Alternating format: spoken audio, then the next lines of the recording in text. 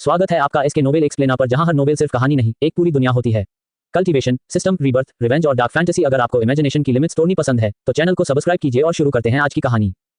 Disclaimer, इस video में दिखाई गई कहानी सिर्फ एजुकेशनल और एंटरटेनमेंट पर्पस के लिए है। ये किसी भी ओरिजिनल नोवेल का एग्जैक्ट कॉपी नहीं है।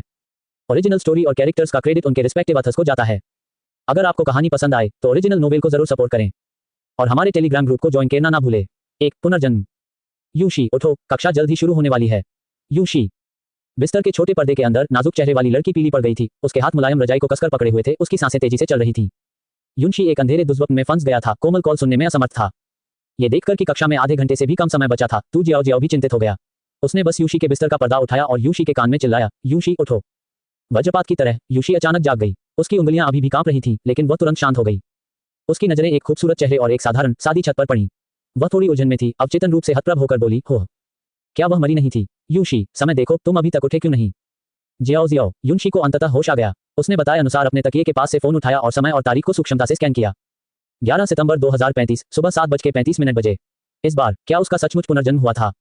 यूशी, आप अभी भी किसकी तलाश में हैं? जल्दी करो और उठो और नहा लो, नाश्ता करने में अभी भी समय है। चेन हान और लिली पहले ही जा चुके हैं। तू जियाओ जियाओ ने अपने चेहरे पर मेकअप लगाते हुए आग्रह किया। यूशी ने अपना सिर हिलाया। ऐसा महसूस हुआ जैसे यह एक सपना था। चारों ओर देखते हुए उसने फिर से पुष्टि की कि वह 10 साल पहले अपने विश्वविद्यालय के छात्रावास में लौट आई थी और तू जियाओ जियाओ उसकी रूम में थी। जियाओ जियाओ, मेरी तबीयत ठीक नहीं है, क्या आप मेरे लिए छुट्टी मांग सकते हैं? ये सुनकर तू जियाओ जियाओ ने अपना सौंदर्य प्रसाधन उतार दिया। उसने अपना सिर घुमाया और चिंतित होकर पूछा, यूशी, क्या आप अस्वस्थ महसूस कर रहे हैं? क्या आप चाहते हैं कि मैं आपके साथ अस्पताल जाऊं? कोई जरूरत नहीं है, बस थोड़ा सा सिर दर्द है। मुझे सर्दी हो सकती है, कुछ दवा से काम चल जाएगा। ठीक है, फिर मैं तुम्हारे लिए छुट्टी मांगता हूं। तुम छात्रावास में अच्छे से आराम करो। ठीक है, धन्यवाद जियाओ जियाओ। तू जियाओ जियाओ की आकृति को जाते हुए देखकर यूशी की निगाहें कुछ धुंधली हो गईं। आज 11 सितंबर 2035 है। संयोगवश कल दोपहर 12 बजे गॉडफॉल कॉन्टिनेंट के परीक्षण सत्र के खुलने का समय है। गॉडफॉल महाद्वीप अभी भी एक दिन से अधिक का समय था, इसलिए यूशी को कोई जल्दी नहीं थी। वह फिर लेट गई, अपनी आंखें बंद कर लीं और अपने हालिया अनुमान की पुष्टि करने लगी। उसके मन में असीम अंधेरे के भीतर रोशनी की एक हल्की सी झलक थी। जब यूशी की मानसिक ऊर्जा उस बिंदु पर पहुंची तो उसके बाद एक बेहद शानदार लाल चमक दिखाई दी। यह यूशी की आत्मा से घिरा स्थान था और इसके भीतर एक विशाल लाल पहाड़ खड़ा था, जिसमें लाल दिव्य पत्थर एक के बाद एक लाल दिव्य पत्थर एक साथ जमा थे, जिससे पूरा स्थान भर गया था। विशाल पर्वत एक खजाना था और साथ ही ये वह अपराधी भी था जिसने यूशी को उसके पिछले जीवन में मार डाला था। यूशी की नजर लाल दिव्य पत्थरों के शीर्ष पर केंद्रित थी, जहां 3 खजाने लटके हुए थे। ये अलग अलग रंगों के 3 रत्न थे, जो क्रमशः सफेद रोशनी, भयानक हरा और लाल रंग की चमक उत्सर्जित कर रहे थे। जहां तक वह जानती थी, ये विरासत क्रिस्टल, पुनर्जन्म देवता पत्थर और वध की जैद थे, जो सभी दिव्य रैंक दिव्य वस्तुएं थीं। खजाना प्राप्त करने की लागतों में से एक इस विशेष स्थान को स्वीकार करना और उसकी आत्मा को इससे बांधना था। इसके भीतर निहित अपार ऊर्जा के कारण सीधे तौर पर पिछले जन्म में यूशी का शरीर फट गया, जिससे उसकी मृत्यु हो गई। सौभाग्य से अंतरिक्ष के भीतर की वस्तुएं भी स्वचालित रूप से उसके लिए आत्मा से बंधी हुई थी और पुनर्जन्म देवता पत्थर ने भी अपनी भूमिका निभाई। एकमात्र दोष ये था कि उसने पुनर्जन्म देवता पत्थर के लिए पुनर्जन्म का समय निर्धारित नहीं किया था, जिसके कारण उसे सीधे 10 साल पीछे भेज दिया गया था। लाल दिव्य पत्थर के उन टुकड़ों को देखकर उसे शायद ही कभी उत्तेजना का एहसास हुआ। ये लाल दिव्य पत्थर थे। गॉडफॉल कॉन्टिनेंट में मुद्रा रूपांतरण के अनुसार एक लाल क्रिस्टल इक्वल्स 100 बैंगनी क्रिस्टल इक्वल्स 10,000 नीले क्रिस्टल इक्वल्स 1 मिलियन हरे क्रिस्टल इक्वल्स 100 मिलियन सफेद क्रिस्टल। और सफेद क्रिस्टल का मूल्य सोने के सिक्कों के बराबर था। एक सफेद क्रिस्टल इक्वल्स 1 सोने का सिक्का इक्वल्स 100 चांदी के सिक्के इक्वल्स 10,000 तांबे के सिक्के। इस स्थान में आत्मा से बंधे हुए यूशी के पास मौजूद लाल क्रिस्टल लगभग अनंत थे, कम से कम खरबों। हालांकि यूशी ने अपने पिछले जीवन में 10 वर्षों तक अर्जित शक्ति खो दी थी, लेकिन उसने इतनी बड़ी संपत्ति अर्जित की, इसलिए यह कोई नुकसान नहीं था। विशेष रूप से वे 3 खजाने, भले ही उसने गॉडफॉल कॉन्टिनेंट में लॉग इन नहीं किया हो और केवल ब्लू स्टार पर खेती करने पर ध्यान केंद्रित किया हो, उसका प्रदर्शन बहुत बुरा नहीं होगा। निस्संदेह जिस क्षण उसे अपने पिछले जीवन में खजाना मिला, उसी क्षण उसे एक दिव्य रैंक मिशन भी प्राप्त हुआ। मिशन सामग्री, अपने कबीले के दुश्मन को मार डालो। मिशन अवधि, असीमित। मिशन समापन पुरस्कार, पुनर्जन्म देवता पत्थर और वध की जैद को खोलना। चूंकि उसके साथ खजाने का भी पुनर्जन्म हुआ था, तो यह मिशन भी गायब नहीं होना चाहिए। जिस क्षण उसे मिशन प्राप्त हुआ, यूशी के दिमाग में विभिन्न जानकारी भी उभरी। खजाने का मालिक प्राचीन दैवीय जाति था। प्राचीन दैवीय जाति प्राचीन दुनिया की अधिपति थी, जिसके पास सर्वोच्च धन और सबसे मजबूत शक्ति थी। वे इस संसार के किसी भी प्राणी को समान रूप से हेय दृष्टि से देखते थे। ठीक इसी कारण से पुनर्जन्म देवता का पत्थर उनके कबीले के सदस्यों द्वारा कभी नहीं बांधा गया था। उनके दुश्मनों ने उनके कबीले को खत्म करने के लिए अंधेरे तरीकों का इस्तेमाल किया। प्राचीन दैवीय जाति के कबीले प्रमुख को बड़ी कीमत चुकानी पड़ी, बमुश्किल जीवित बचे। अंतिम शेष मानसिक ऊर्जा सबसे सामान्य नश्वर से भी कमजोर थी। वह पुनर्जन्म देवता पत्थर को बांधने के लिए बहुत कमजोर था और पूरी तरह से नष्ट होने से पहले ही इस मिशन को जारी करने में कामयाब रहा। तारांकन एक प्राचीन लिपि थी जिसे यूशी बिल्कुल भी समझ नहीं पाता था, लेकिन वह दूसरे शब्दों को समझ सकती थी, गॉड रेस। उसने यह उम्मीद नहीं की थी कि गॉडफॉल महाद्वीप में वास्तव में एक गॉड रेस अस्तित्व में है। वह समझ नहीं पा रही थी कि उन्होंने उसे बदला लेने वाली के रूप में क्यों चुना। यूशी की पिछली जिंदगी में ताकत बुरी नहीं थी, उसकी बुद्धि उच्च थी, इसलिए वह वॉलॉक बनने की शर्तों को पूरा करती थी। विभिन्न संयोगों और अवसरों के साथ उनकी मुलाकात एक अच्छे शिक्षक से भी हुई। हालांकि यूशी की राह को सहज नहीं कहा जा सकता, लेकिन शुरुआती कठिनाइयों पर काबू पाने के बाद यह अपेक्षाकृत सहज थी। हालांकि ये केवल मॉर्टल्स के दायरे में बुरा नहीं था। संपूर्ण गॉडफॉल महाद्वीप की तुलना में यहां तक कि ब्लू स्टार पर भी अनगिनत विलक्षण प्रतिभाएं थीं। युनशी की 3 भागों की प्रतिभा और 10 भागों के प्रयास ने उन्हें केवल उच्च मध्यम वर्ग का बना दिया, एक शीर्ष स्तरीय व्यक्ति बनने से बहुत दूर। उसे विरासत क्रिस्टल द्वारा किस अधिकार से चुना गया था? ये सही है, केवल विरासत क्रिस्टल द्वारा चुने गए लोग ही खजाना प्राप्त कर सकते हैं और मिशन पूरा करने पर अन्य 2 दिव्य वस्तुओं पर लगी मुहरें भी हटा दी जाएंगी। विरासत क्रिस्टल, प्राचीन दैवीय जाति के ज्ञान की संपूर्ण विरासत। पुनर्जन्म देव पत्थर, वैचारिक दिव्य वस्तु। सीलबंद अवस्था, चार्ज करने के बाद दिव्य पद से पहले अनंत बार पुनर्जन्म लिया जा सकता है। सीलबंद, चार्ज करने के बाद अनंत बार पुनर्जन्म हो सकता है। वध की जेड, वैचारिक दिव्य वस्तु। सीलबंद स्थिति, दुर्भावनापूर्ण भूतों को मारने से निश्चित रूप से यादृच्छिक संख्या में निःशुल्क विशेषता अंक कौशल अंक प्राप्त होंगे। सीलबंद, किसी भी जीवन को मारने से निश्चित रूप से यादृच्छिक संख्या में निःशुल्क विशेषता अंक कौशल अंक प्राप्त होंगे। 3 दिव्य वस्तुओं के कार्य एक नजर में स्पष्ट थे। यह अब सुनहरी उंगली नहीं बल्कि सुनहरी जांघ थी। बाकी सभी चीजों को एक तरफ रखते हुए युनशी ने पहले ही व्यक्तिगत रूप से पुनर्जन्म देवता पत्थर के कार्य का अनुभव कर लिया था। 2. स्थान और समय। अपने आत्मिक अंतरिक्ष में भारी मात्रा में लाल क्रिस्टलों को देखकर युनशी ने विचार किया, इस जीवन में उसके पद को संभवतः पुनः नियोजित करने की आवश्यकता होगी। अपने परिवार के विध्वंसकों को खत्म करने के कार्य को अलग रखना ऐसा कुछ नहीं था जिस पर वह इस स्तर पर विचार कर सकती थी। लेकिन एक बात थी, वह बहुत अधिक आकर्षक नहीं हो सकती थी। वह स्वाभाविक रूप से इस सिद्धांत को समझती थी कि किसी का धन किसी को बर्बाद कर सकता है। अपने पिछले जीवन में उसने जो छोटे खजाने प्राप्त किए थे वे अनगिनत लोगों द्वारा पसंद किए गए थे। इस तरह के खजाने की तो बात ही छोड़ दें। यदि पूरी तरह से विकसित होने से पहले वह अत्यधिक फिजूल खर्ची के कारण अपने परिवार के विध्वंसकों का ध्यान आकर्षित करती, भले ही उसे असीमित पुनर्जन्म और पुनरुत्थान से गुजरना पड़ता, ये जीवन शायद खत्म हो जाता। आखिरकार कोई नहीं जानता था कि उसके परिवार के विध्वंसकों के पास दिव्य पत्थर का प्रतिकार करने का कोई तरीका था या नहीं। सोचने के बाद युनशी ने अपनी यादों की दोबारा जांच की। जैसे जैसे समय बीतता गया उसकी अभिव्यक्ति और अधिक कठोर होती गई। कुछ गलत था, जो स्मृति उसकी नहीं थी वह अचानक उसके मन में कैसे प्रकट हो गई। फिर भी वह वास्तव में उसकी थी या यूं कहें कि इस समय रेखा की। युनशी की अपनी समय रेखा स्मृति में उसके माता पिता की 2 साल पहले एक कार दुर्घटना में मृत्यु हो गई थी, जिससे वह अपने गृहनगर में एक पुराना घर और 1 लाख बचत छोड़ गई थी। उन बचतों पर भरोसा करते हुए युनशी कॉलेज गई और उसके द्वितीय वर्ष के दौरान गॉडफॉल कॉन्टिनेंट लॉन्च हुआ। यह कहा जा सकता है कि गॉडफॉल कॉन्टिनेंट में प्रवेश करने से पहले उनका जीवन लगभग सामान्य था। हालांकि इस समय रेखा में उसके जीवन को उतार चढ़ाव से भरा बताया जा सकता है। 2 साल पहले उसके माता पिता की भी एक कार दुर्घटना में मृत्यु हो गई थी, लेकिन इस समय रेखा में उसकी धारणा के अनुसार वे उसके दत्तक माता पिता थे। उसके दत्तक माता पिता के निधन के कुछ ही समय बाद उसके जैविक माता पिता का आगमन हुआ। पितृत्व परीक्षण के बाद उसे पहचान लिया गया और वह सिटी ए के एक प्रमुख धनी परिवार यून परिवार में असली बेटी के रूप में लौट आई, जिसकी जन्म के समय अदला बदली हो गई थी। तब से उसके जीवन में भारी बदलाव आया। वह धन संपत्ति से भरपूर थी, विलासिता का जीवन जीती थी और उसके जैविक माता पिता ने उसे एक समृद्ध जीवन शैली प्रदान की थी। लेकिन ये सब कुछ शर्तों के साथ आया। एक धनी परिवार की बेटी के रूप में यून परिवार को विवाह गठबंधन के लिए उसकी आवश्यकता थी। 1 साल से भी कम समय में उन्होंने सिटी ए के एक अन्य धनी परिवार के युवा मालिक के साथ उसकी शादी तय कर दी। यहाँ तक चीजें सामान्य रूप से आगे बढ़ चुकी थी, लेकिन समस्या ये थी कि युवा मास्टर के परिवार को अचानक कुछ हो गया। अभी हाल ही में युवा मास्टर के माता पिता की एक दुर्घटना में मृत्यु हो गई और युवा मास्टर ने स्वयं अज्ञात कारणों से संपत्ति बेचना शुरू कर दिया। इस प्रकार युवा मास्टर के परिवार ने मना कर दिया। लाभ से प्रेरित उसके जैविक माता पिता चिंतित हो गए और उन्होंने युनशी को उसके साथ सगाई तोड़ने का आदेश दिया। इस समय अवधि में युनशी ने अपने दत्तक माता पिता की मृत्यु का अनुभव किया था, जिसका उस पर महत्वपूर्ण प्रभाव पड़ा। इसलिए वह अपने माता पिता के साथ अपने रिश्ते को गहराई से संजोती थी। इस प्रकार वह अपने जैविक माता पिता के प्रति बहुत आज्ञाकारी थी और बिना किसी हिचकिचाहट के युवा मालिक के साथ सगाई तोड़ दी। संयोगवश कल सगाई टूट गई, स्मृति वहीं समाप्त हो गई। युनशी ने गहरी सांस छोड़ी। ये कथानक यह इतना परिचित क्यों लगा? इसमें न केवल सच्ची और झूठी बेटी का राग था, बल्कि यह भी था। वह पॉइंट ऑफ ओरिजिन तलाक उपन्यास की पूर्व मंगेतर महिला सहायक चरित्र की तरह लग रही थी। सबसे महत्वपूर्ण बात यह है कि वह पॉइंट ऑफ ओरिजिन पुरुष नायक से बेहद परिचित थी, इतनी परिचित कि वह इससे अधिक परिचित नहीं हो सकती थी। गुशियान अपने पिछले जीवन में गॉडफॉल कॉन्टिनेंट में उसके सबसे करीबी दोस्तों में से एक था। वे अक्सर राक्षसों से लड़ते थे और एक साथ बराबरी करते थे। उसके उन्मत्त संपत्ति विक्रय कार्यों के बारे में सोचते हुए क्या ऐसा हो सकता है कि इस व्यक्ति का भी पुनर्जन्म हुआ हो? युनशी ने अपना सिर हिलाया। अब सबसे महत्वपूर्ण बात गुशियान नहीं थी, बल्कि कल गॉडफॉल कॉन्टिनेंट का उद्घाटन था। इसके अलावा रिबर्थ डिवाइन स्टोन उसे उस समय रेखा पर वापस ले आया जो उसकी मूल नहीं थी। क्या इसका मतलब यह है कि भविष्य की सभी घटनाएं अनिश्चित थीं? उठने और धोने के बाद युनशी ने सबसे पहले औपचारिक रूप से अपने होमरूम शिक्षक और परामर्शदाता से लंबी छुट्टी का अनुरोध किया। गॉडफॉल कॉन्टिनेंट कल खुल रहा था और परीक्षण सब कुल मिलाकर 10 दिनों तक खुला रहेगा। उसके पास स्कूल में कक्षाओं में भाग लेने का समय नहीं था। इसके अलावा गॉडफॉल कॉन्टिनेंट में लॉग इन करने का मतलब उसके असली शरीर के साथ प्रवेश करना था, इसलिए छुट्टी का अनुरोध करना आवश्यक था।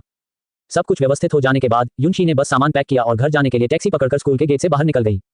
उसकी याददाश्त से वह जानती थी कि यद्यपि उसके जैविक माता पिता नकली बेटी को अधिक पसंद करते थे, फिर भी उन्होंने उसके साथ सहनीय व्यवहार किया। कम से कम भौतिक चीजों की कभी कमी नहीं की। उसके लिए स्कूल जाना सुविधाजनक बनाने के लिए उन्होंने उसके लिए स्कूल के पास एक उच्च स्तरीय आवासीय परिसर में एक बड़ा फ्लैट खरीदा ताकि वह सप्ताहांत में वहां आराम कर सके। उसे 50,000 का निश्चित मासिक जीवन निर्वाह भत्ता मिलता था और जन्मदिन और महत्वपूर्ण छुट्टियों पर उसे उपहार मिलते थे, जिसमें सोने, चांदी या ज़ैद आभूषणों की कोई कमी नहीं होती थी। युनशी को इस जीवन में अपने जैविक माता पिता के लिए कुछ भी महसूस नहीं हुआ। इस समय रेखा के उसके विपरीत युनशी 10 साल और जीवित रही थी, इसलिए वह स्वाभाविक रूप से देख सकती थी कि उसके जैविक माता पिता को उसके लिए कोई वास्तविक स्नेह नहीं था। उनकी कोमल सतह के नीचे पूर्ण उदासीनता थी। जबकि नकली बेटी यू लिनलिन के उकसाने ने एक भूमिका निभाई। सबसे महत्वपूर्ण कारण यह था कि वे युनशी से प्यार नहीं करते थे। उसे वापस लाना और उसे उपयुक्त भौतिक जीवन प्रदान करना केवल यून परिवार के चेहरे को बचाने और विवाह गठबंधन की खातिर था। नकली बेटी यू लिनलिन को भी इसी तरह का व्यवहार मिला, लेकिन युनशी की अचानक उपस्थिति के विपरीत उसका मंगेतर उसकी बचपन की प्रेमिका थी और उनकी भावनाएं गहरी थीं। इसलिए यू लिनलिन को कोई आपत्ति नहीं थी और उन्होंने इसका स्वागत भी किया। जहां तक यूनशी की बात है, उसके केवल 2 दोस्त थे जिनकी यादें उसके अतीत और वर्तमान जीवन में एक जैसी थी। एक उसका बचपन का दोस्त यू जिंगसियांग था और दूसरा उसका विश्वविद्यालय रूम में तू जियाओ जियाओ था। अपने पिछले जीवन में गॉडफॉल कॉन्टिनेंट और ब्लू स्टार के विलय के बाद पहली आपदा के दौरान यू जिंगसियांग की दुर्भाग्य से मृत्यु हो गई। हालांकि तू जियाओ जियाओ ने काफी समय तक यूशी का समर्थन किया, लेकिन दुर्भाग्य से तू जियाओ जियाओ को बाद में एक विशेष एकल मिशन के दौरान खतरे का सामना करना पड़ा। बाद में यूशी ने कई और दोस्त बनाए, लेकिन इन दोनों ने यूशी के दिल में एक विशेष स्थान रखा क्योंकि वे शांतिकाल के दौरान उसके अच्छे दोस्त थे। उन्होंने न केवल खुद का प्रतिनिधित्व किया बल्कि ब्लू स्टार पर यूशी की यादों का भी प्रतिनिधित्व किया। अब चूंकि उसका पुनर्जन्म हो चुका था, यूशी स्वाभाविक रूप से महत्वपूर्ण क्षणों में उन्हें याद दिलाती थी। जहां तक और कुछ की बात है, यूशी उनकी मदद नहीं कर सका। यदि उसके पास खजाना नहीं होता तो वह इतनी विवश नहीं होती, लेकिन चूंकि यह उसके परिवार के विध्वंसकों से संबंधित है, इसलिए यूशी केवल सतर्क रह सकती थी, यदि संभव हो तो कम महत्वपूर्ण रह सकती थी और बिल्कुल भी आम लोगों से अलग नहीं हो सकती थी। अपनी 2 सहेलियों के संबंध में वह न तो बहुत करीब हो सकती थी, न ही बहुत दूर। कभी कभार एक दूसरे का हालचाल लेना उचित रहेगा। बहुत करीब होना संभावित रूप से उन्हें नुकसान पहुंचा सकता है। ... समय बीतता गया और टैक्सी आवासीय परिसर के प्रवेश द्वार पर पहुंच चुकी थी। वह पहले कुछ साफ सफाई करने के लिए घर गई और फिर कुछ आसानी से स्टोर होने वाला खाना खरीदने के लिए सुपरमार्केट गई। उसे अब भी याद है कि ब्लू स्टार और गॉडफॉल महाद्वीप के पूरी तरह से विलय के बाद ब्लू स्टार के सभी खाद्य संसाधन अजीब क्यूइक से दूषित हो गए थे। इस जीवन में वह अपने पिछले जीवन की पीड़ा को बिल्कुल नहीं दोहराएगी। कम से कम उसे एक शेफ पेशा प्राप्त करने की आवश्यकता थी। उसका आत्मा स्थान पूरी तरह से लाल क्रिस्टल से भरा हुआ था, जिसमें कोई अतिरिक्त जगह नहीं थी। यूशी के पास खरीदे गए खाद्य पदार्थों को सेकेंडरी बेडरूम में रखने के अलावा कोई विकल्प नहीं था, जिससे पूरा कमरा भर जाता था। गॉडफॉल कॉन्टिनेंट के साथ विलय से पहले शायद उसके पास ठीक से खाना पकाने का समय नहीं होगा, इसलिए वह इन तत्काल उत्पादों पर निर्भर रहेगी। 3. सबक खुलना। सब कुछ व्यवस्थित होने के बाद यूशी बिस्तर पर क्रॉस लेग करके बैठ गया और खजाने की तिजोरी में विरासत क्रिस्टल को सक्रिय करने का प्रयास करने लगा। हालांकि उसकी मानसिक ऊर्जा को छूने के बाद वंशानुक्रम क्रिस्टल ने कोई प्रतिक्रिया नहीं दिखाई। क्या इसे गॉडफॉल महाद्वीप पर सक्रिय करने की आवश्यकता थी, या क्या वह सक्रियण की शर्तों को पूरा नहीं करती थी? यूशी निराश नहीं थे। कुछ सोचने के बाद उसने कार्रवाई करने से पहले गेम सिस्टम के बाध्य होने तक इंतजार करने का फैसला किया। साधारण रात्रि भोज के बाद यूशी ने जल्दी स्नान किया और बिस्तर पर चली गई। ये सब कल होने वाले गॉडफॉल महाद्वीप के लिए अपनी आत्मा को संरक्षित करने के लिए किया गया था। ... अगले दिन यूशी स्वाभाविक रूप से जाग गई और तभी उसे महसूस हुआ कि उसकी आत्मा थोड़ी ठीक हो गई है। उसने फोन उठाया तो 10 बज चुके थे। जल्दी से उठने, धोने और खाने के बाद यूशी चुपचाप गॉडफॉल महाद्वीप की उपस्थिति का इंतजार करने लगा। हालांकि गॉडफॉल कॉन्टिनेंट दोपहर 12 बजे खुलने वाला था, लेकिन गेम आइकन सबसे पहले सुबह 11 बजे दिखाई देगा। मिनट बीत गए और निश्चित रूप से ठीक 11 बजे उसके फोन स्क्रीन पर एक विशेष आइकन दिखाई दिया। यूशी को पता था कि आइकन पर उन 2 अजीब पात्रों का संयोजन गॉडफॉल महाद्वीप की सामान्य लिपि थी, जिसका अर्थ है गॉडफॉल। न केवल यूशी, बल्कि यह आइकन दुनिया भर के सभी लोगों के फोन पर दिखाई दिया, जो गॉडफॉल कॉन्टिनेंट परीक्षण सत्र के उद्घाटन का संकेत देता है। यूशी की जटिल भावनाओं के विपरीत बाकी सभी के अवचेतन की पहली प्रतिक्रिया थी। ये किस तरह का घोटाला सॉफ्टवेयर है? यूशी ने संकोच नहीं किया और सीधे आइकन पर टैप किया। प्रिय खिलाड़ी, गॉडफॉल कॉन्टिनेंट में आपका स्वागत है। खाता पंजीकृत करें। पुराना उपयोगकर्ता लॉगिन, अतिथि लॉगिन। संकेत: ये गेम खिलाड़ियों को सबसे प्रामाणिक अनुभव सुनिश्चित करने के लिए वास्तविक बॉडी एंट्री तकनीक का उपयोग करता है। आखिरी लगभग अगोचर संकेत को देखते हुए यूशी ने अपने होंठ हिलाए। उसके पिछले जीवन में ऐसा ही था, कई लोगों ने संकेत को नजरअंदाज कर दिया, जिससे अनगिनत लोग हताहत हुए।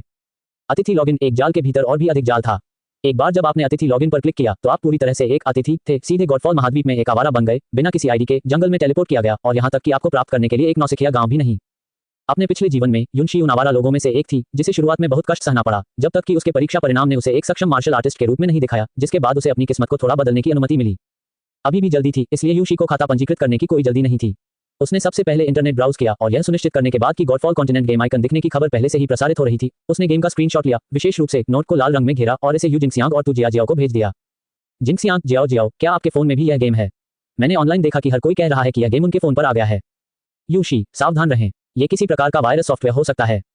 यू जिंगसियांग सतर्क था। वह लापरवाही से अज्ञात मूल के सॉफ्टवेयर पर क्लिक नहीं करती थी, खासकर इसलिए क्योंकि इस आइकन को हटाया नहीं जा सकता था, जिससे वह और भी अधिक सावधान हो गई थी।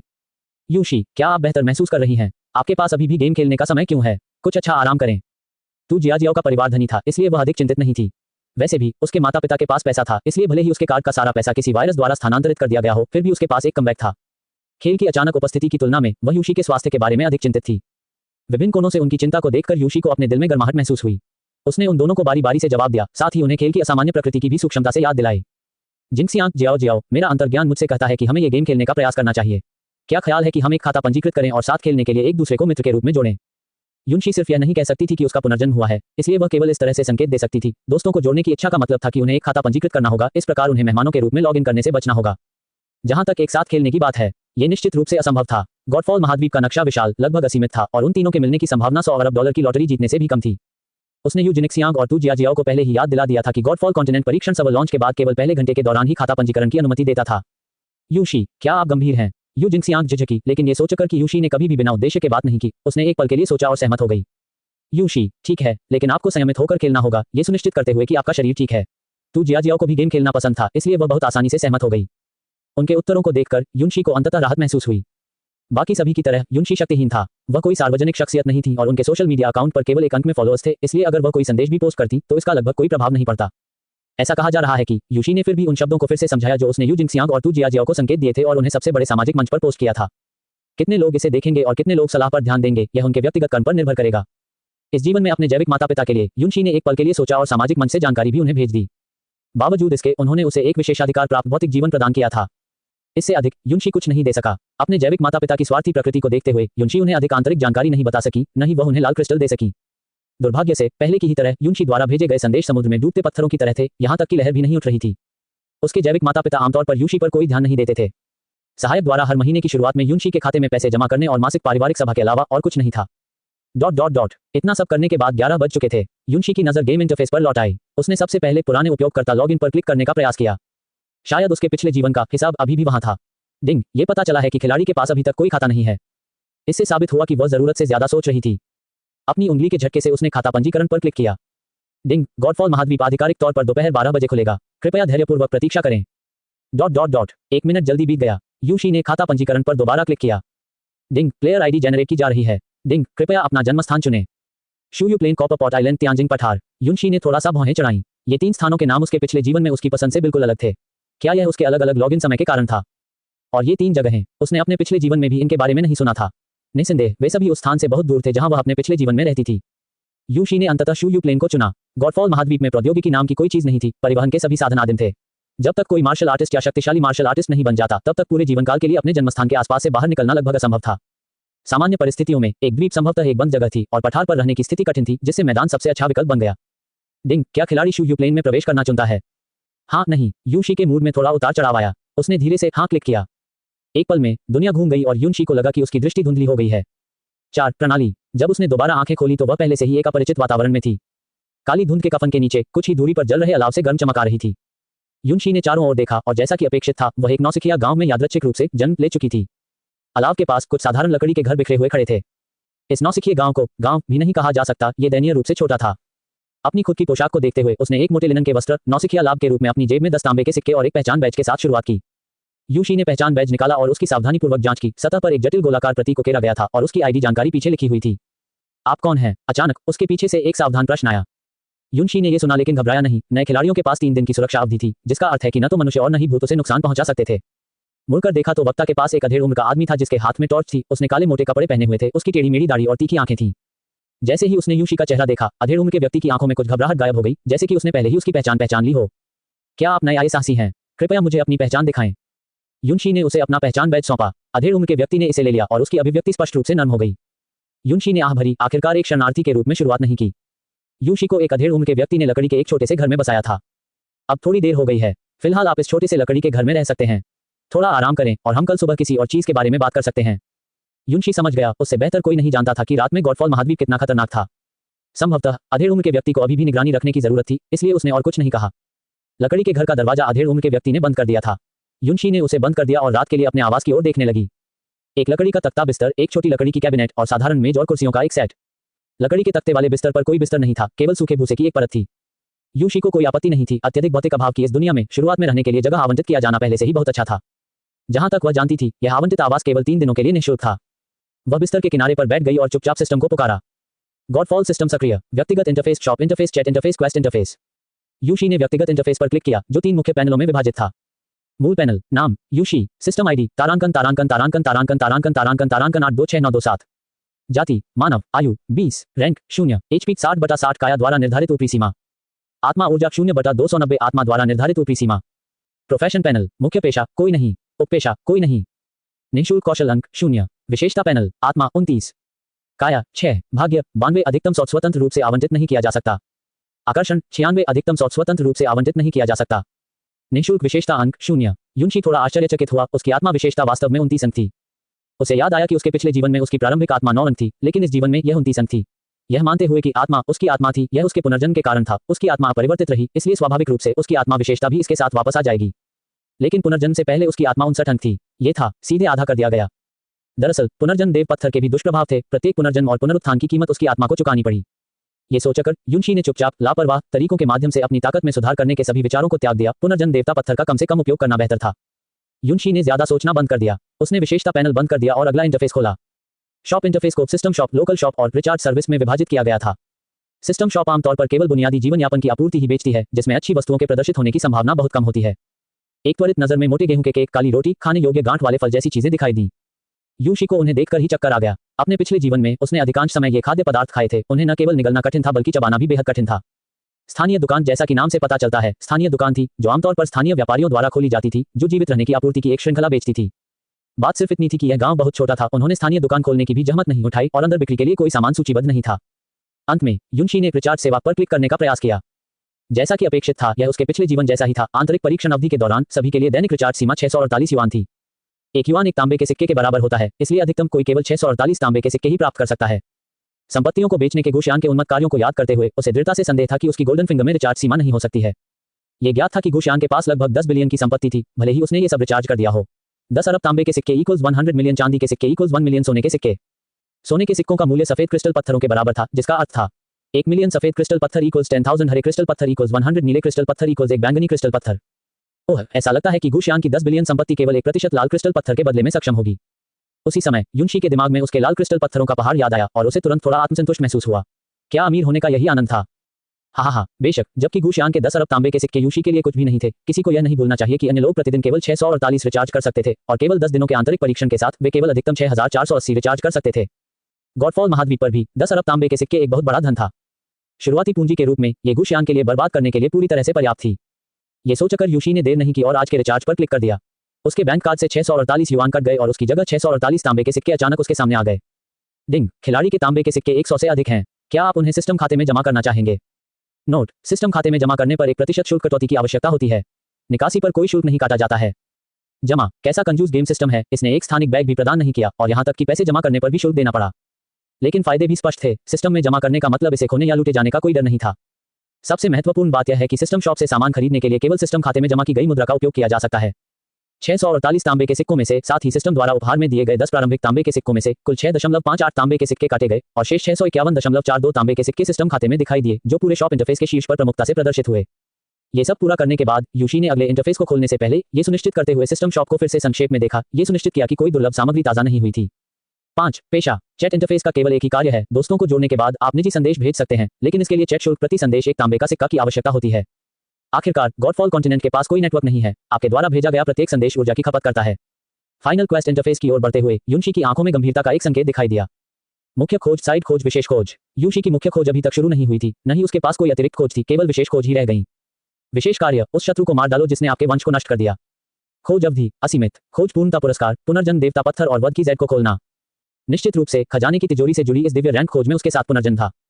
युनशी ने गहरी सांस छोड़ी। भले ही चूंकि उसने खजाने की तिजोरी पर कब्जा कर लिया था, इसलिए उसे स्वाभाविक रूप से संबंधित जिम्मेदारियां उठानी पड़ी। चूंकि वह यहां थी, वह अपने आप को घर पर ही बनाती थी। उसे केवल मजबूत बनने का प्रयास करने, फिर सुराग खोजने और लगन से खोज पूरी करने की जरूरत थी। बाकी चीजों के बारे में ज्यादा सोचने की जरूरत नहीं थी। सिस्टम को बंद करते हुए युनशी ने अपनी आंखें बंद कर ली। उसकी मानसिक ऊर्जा धीरे धीरे उसके आत्मा बद्ध स्थान के भीतर 3 खजानों पर हावी हो रही थी।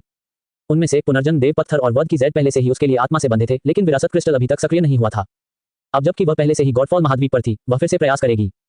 उसकी मानसिक ऊर्जा एक बार फिर शानदार विरासत क्रिस्टल पर छा गई। इस बार युनशी ने गौर से देखा कि एक विशेष नियम शक्ति उसकी आत्मा पर हावी हो रही है, जो धीरे धीरे विरासत क्रिस्टल के साथ मिल रही है।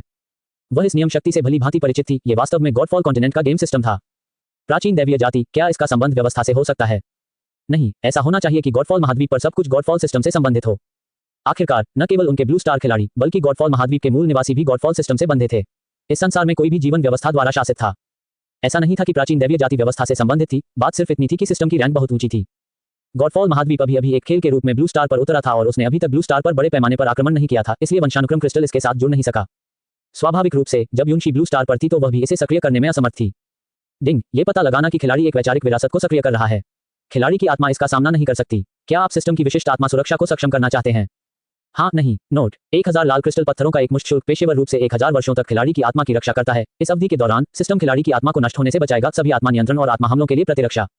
अचानक पॉपअप डायलॉग बॉक्स से अविश्वसनीय रूप से चमकदार रोशनी निकली, जिसने युनशी को लगभग अंधा कर दिया। जब उसने अपने सामने पैनल की सामग्री को स्पष्ट रूप से देखा तो वह बहुत देर तक चुप रही। सिस्टम खिलाड़ी की आत्मा को नष्ट होने से बचाएगा, वह किस प्रकार की अवधारणा थी? यह ज्ञात था कि उसके पास पुनर्जन्म देवता का पत्थर था। जब तक उसकी आत्मा नष्ट नहीं हुई, इन 1000 वर्षों के भीतर वह जितना चाहे उछल कूद कर सकती थी और मरेगी नहीं। भले ही पुनर्जन्म देवता पत्थर का उपयोग करने से उसकी आत्मा कमजोर हो जाएगी, सिस्टम उसकी आत्मा को नष्ट होने से बचाएगा और यह पर्याप्त था। निस्संदेह युनशी भी सिस्टम की अत्यधिक मांग से चौंका था। यह 1000 लाल क्रिस्टल पत्थर थे। जिस तरह गुशियान ने भले ही अपना पूरा भाग्य बर्बाद कर दिया हो, एक भी लाल क्रिस्टल पत्थर नहीं पा सका। उसने अपने पिछले जीवन में 10 वर्षों तक परिश्रमपूर्वक संघर्ष किया था और उसे अंतिम चरण में एक मामूली विशेषज्ञ माना जाता था, लेकिन उसने शुरू से अंत तक एक भी लाल क्रिस्टल पत्थर नहीं देखा था, एक भी नहीं। यहाँ तक कि विश्वस्तरीय प्रमुख शहरों के नीलामी घरों में भी लाल क्रिस्टल पत्थर कभी देखने को नहीं मिले। उसने एक बार यह भी सोचा था कि लाल क्रिस्टल पत्थर सिर्फ पौराणिक मुद्रा थे। हालांकि अब उसके लिए यह कोई मुद्दा नहीं था। युनशी एक सेकंड के लिए भी झिझकती है तो यह उसकी अपनी आत्मा का अपमान होगा। उसने तुरंत अपने सोल बाउंड स्पेस से 10,200 लाल क्रिस्टल पत्थरों को गिना, उन्हें बाहर नहीं निकाला बल्कि सीधे हवा के माध्यम से सिस्टम में रिचार्ज कर दिया। हैंडलिंग शुल्क काटने के बाद 10,098 लाल क्रिस्टल पत्थर बचे। हाँ पर क्लिक करने से पहले उसने हवा के माध्यम से सिस्टम से अस्थायी रूप से पूछा, क्या मैं नवीनीकरण कर सकता हूँ? जाहिर है सिस्टम के डायलॉग बॉक्स की इंद्रधनुषी रोशनी एक पल के लिए रुक गई। फिर ऐसा प्रतीत होता है कि युनशी द्वारा रिचार्ज किए गए हजारों लाल क्रिस्टल सिक्कों की खोज की गई। इसने सीधे पृष्ठभूमि में हेरफेर किया, संवाद बॉक्स पर कुछ शब्द बदल दिए। डिंग, ये पता लगाना कि खिलाड़ी एक वैचारिक विरासत को सक्रिय कर रहा है। खिलाड़ी की आत्मा इसका सामना नहीं कर सकती। क्या आप सिस्टम की विशिष्ट आत्मा सुरक्षा को सक्षम करना चाहते हैं? हाँ, नहीं। नोट, 10,000 लाल क्रिस्टल पत्थरों का एक मुश्त शुल्क पेशेवर रूप से खिलाड़ी की आत्मा को 10,000 वर्षों तक सुरक्षित रखता है। इस अवधि के दौरान सिस्टम खिलाड़ी की आत्मा को नष्ट होने से बचाएगा, सभी आत्मा नियंत्रण और आत्मा हमलों के लिए प्रतिरक्षा। 10,000 साल युनशी के लिए यह एक ऐसी अवधि थी जिसकी उसने कल्पना भी नहीं की थी। उसने अब लालच से सिस्टम से यह नहीं पूछा कि क्या वह नवीनीकरण जारी रख सकती है। दरअसल उसे पूछने की जरूरत नहीं थी, उसके दिल में पहले से ही जवाब था। हालांकि वह नहीं जानती थी कि सिस्टम के पीछे क्या अस्तित्व है, लेकिन ये स्पष्ट था कि दूसरा पक्ष एक छोटा सा पैसा कमाने वाला व्यक्ति था। 10,000 वर्षों के बाद यदि उसके पास अभी भी लाल क्रिस्टल पत्थर होते तो संभवतः वह फिर से नवीनीकृत हो सकती थी। इसके विपरीत युनशी लाल क्रिस्टल पत्थरों के महत्व के बारे में और भी अधिक जागरूक हो गए। यह एक ऐसा संसाधन था जिसकी सिस्टम के पीछे के अस्तित्व को भी आवश्यकता थी। युनशी ने गंभीरता से हाँ क्लिक किया। अगले ही पल एक रहस्यमय शक्ति ने युनशी की आत्मा को घेर लिया। उसे केवल अंतहीन गर्मजोशी और आलिंगन का एहसास हुआ। उसी समय विरासत क्रिस्टल से संबंधित शक्ति अचानक उमड़ पड़ी और एक मजबूत प्रभाव तेजी से युनशी की आत्मा की गहराई में प्रवेश कर गया। इनहेरिटेंस क्रिस्टल पर एक प्रगति पट्टी दिखाई दी, 0.01%, 0.02%। युनशी की आत्मा की स्थिरता की रक्षा के लिए सिस्टम द्वारा वंशानुक्रम क्रिस्टल की ऊर्जा को दबाने के अलावा किसी अन्य कारण से प्रगति पट्टी 0.29% पर रुक गई। निस्संदेह 0.29% ज्ञान की अधिकतम मात्रा थी जिसे युनशी सहन कर सकता था। इस पर संदेह करना उचित था क्योंकि युनशी के पास स्पिरिट के केवल 29 अंक थे। जैसा कि अपेक्षित था, सिस्टम की नियम शक्ति ने उसे सूक्ष्मता से संकेत दिया कि शेष 99.71% को प्राप्त करने से पहले युनशी को अपनी आत्मिक शक्ति बढ़ाने की आवश्यकता थी। आगे सोचने के लिए समय के बिना युनशी पहले से ही अपनी आत्मा में ज्ञान की विरासत भरने से पूरी तरह से तल्लीन थी। ये था सभी प्रकार की व्यावसायिक कौशल विरासतें। उनमें से अधिकांश विभिन्न प्राथमिक तकनीकें थीं जो युनशी के लिए इस स्तर पर सीखने के लिए बिल्कुल उपयुक्त थीं। मौलिक तकनीकें, विशेष तकनीकें और यहाँ तक कि नियम तकनीकें, सब कुछ उपलब्ध था। प्राथमिक फायरबॉल तकनीक, प्राथमिक वाटरबॉल मंत्र, प्राथमिक स्थिरीकरण मंत्र, प्राथमिक लॉकपिकिंग तकनीक, प्राथमिक उत्तोलन तकनीक। यहाँ तक कि प्राथमिक तकनीकों में से सबसे कीमती प्राथमिक शुद्धिकरण तकनीक और प्राथमिक इच्छा तकनीक में पूर्ण तकनीक पैटर्न थे। कितना बहुमूल्य खजाना है। इन जादूगर कौशलों के अलावा अन्य व्यवसायों के लिए भी अनगिनत प्राथमिक कौशल थे। गॉडफॉल महाद्वीप में व्यवसायों के संबंध में सबसे बड़ी विशेषता स्वतंत्रता थी। सैद्धांतिक रूप से सभी पेशे को पेशे कहा जा सकता है।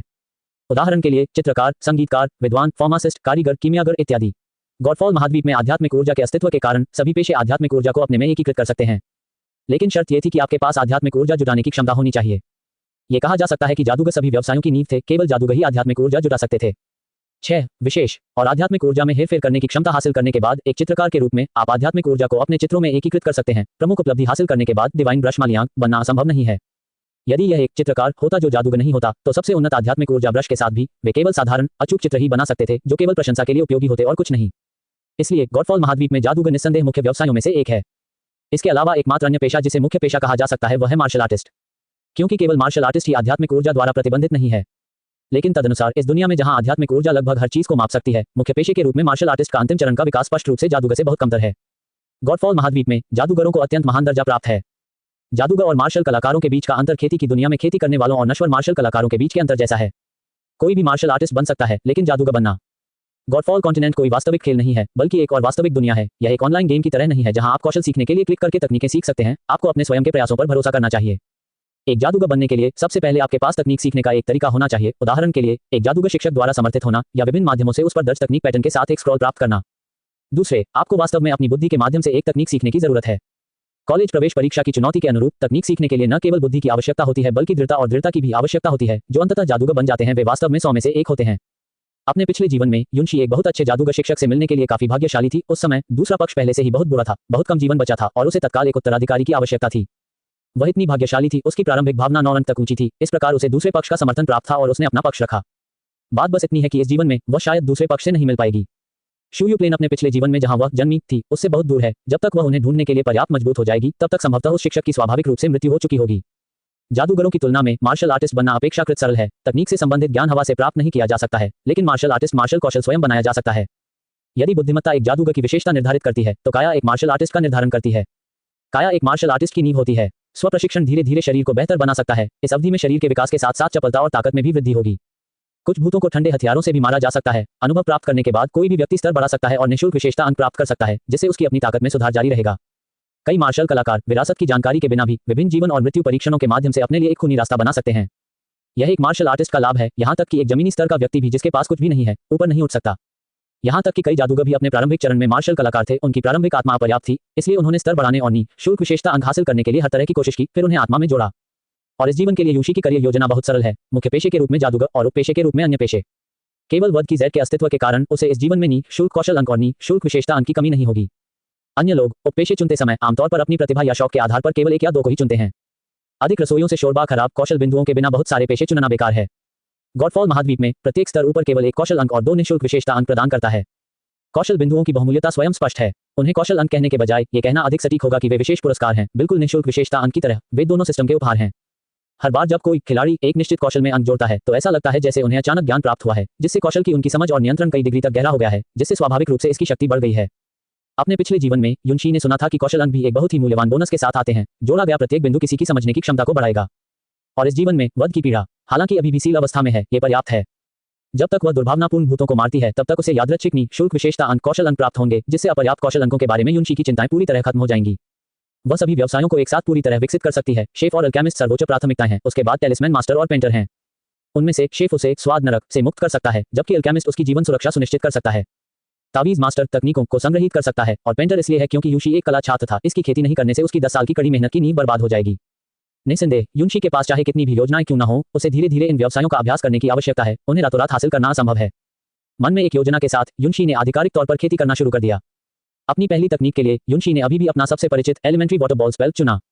अपने पिछले जीवन में वह मुख्य रूप से जल आधारित तकनीकों का अभ्यास करती थी। इसका कोई अन्य कारण नहीं था सिवाय इसके कि उसके शिक्षक केवल जल आधारित तकनीकों को जानते थे। एलिमेंट्री वाटर बॉल स्पेल स्वच्छ जल स्रोतों का उत्पादन कर सकता है और यह गॉडफॉल महाद्वीप में सबसे व्यापक रूप से प्रसारित तकनीकों में से एक है।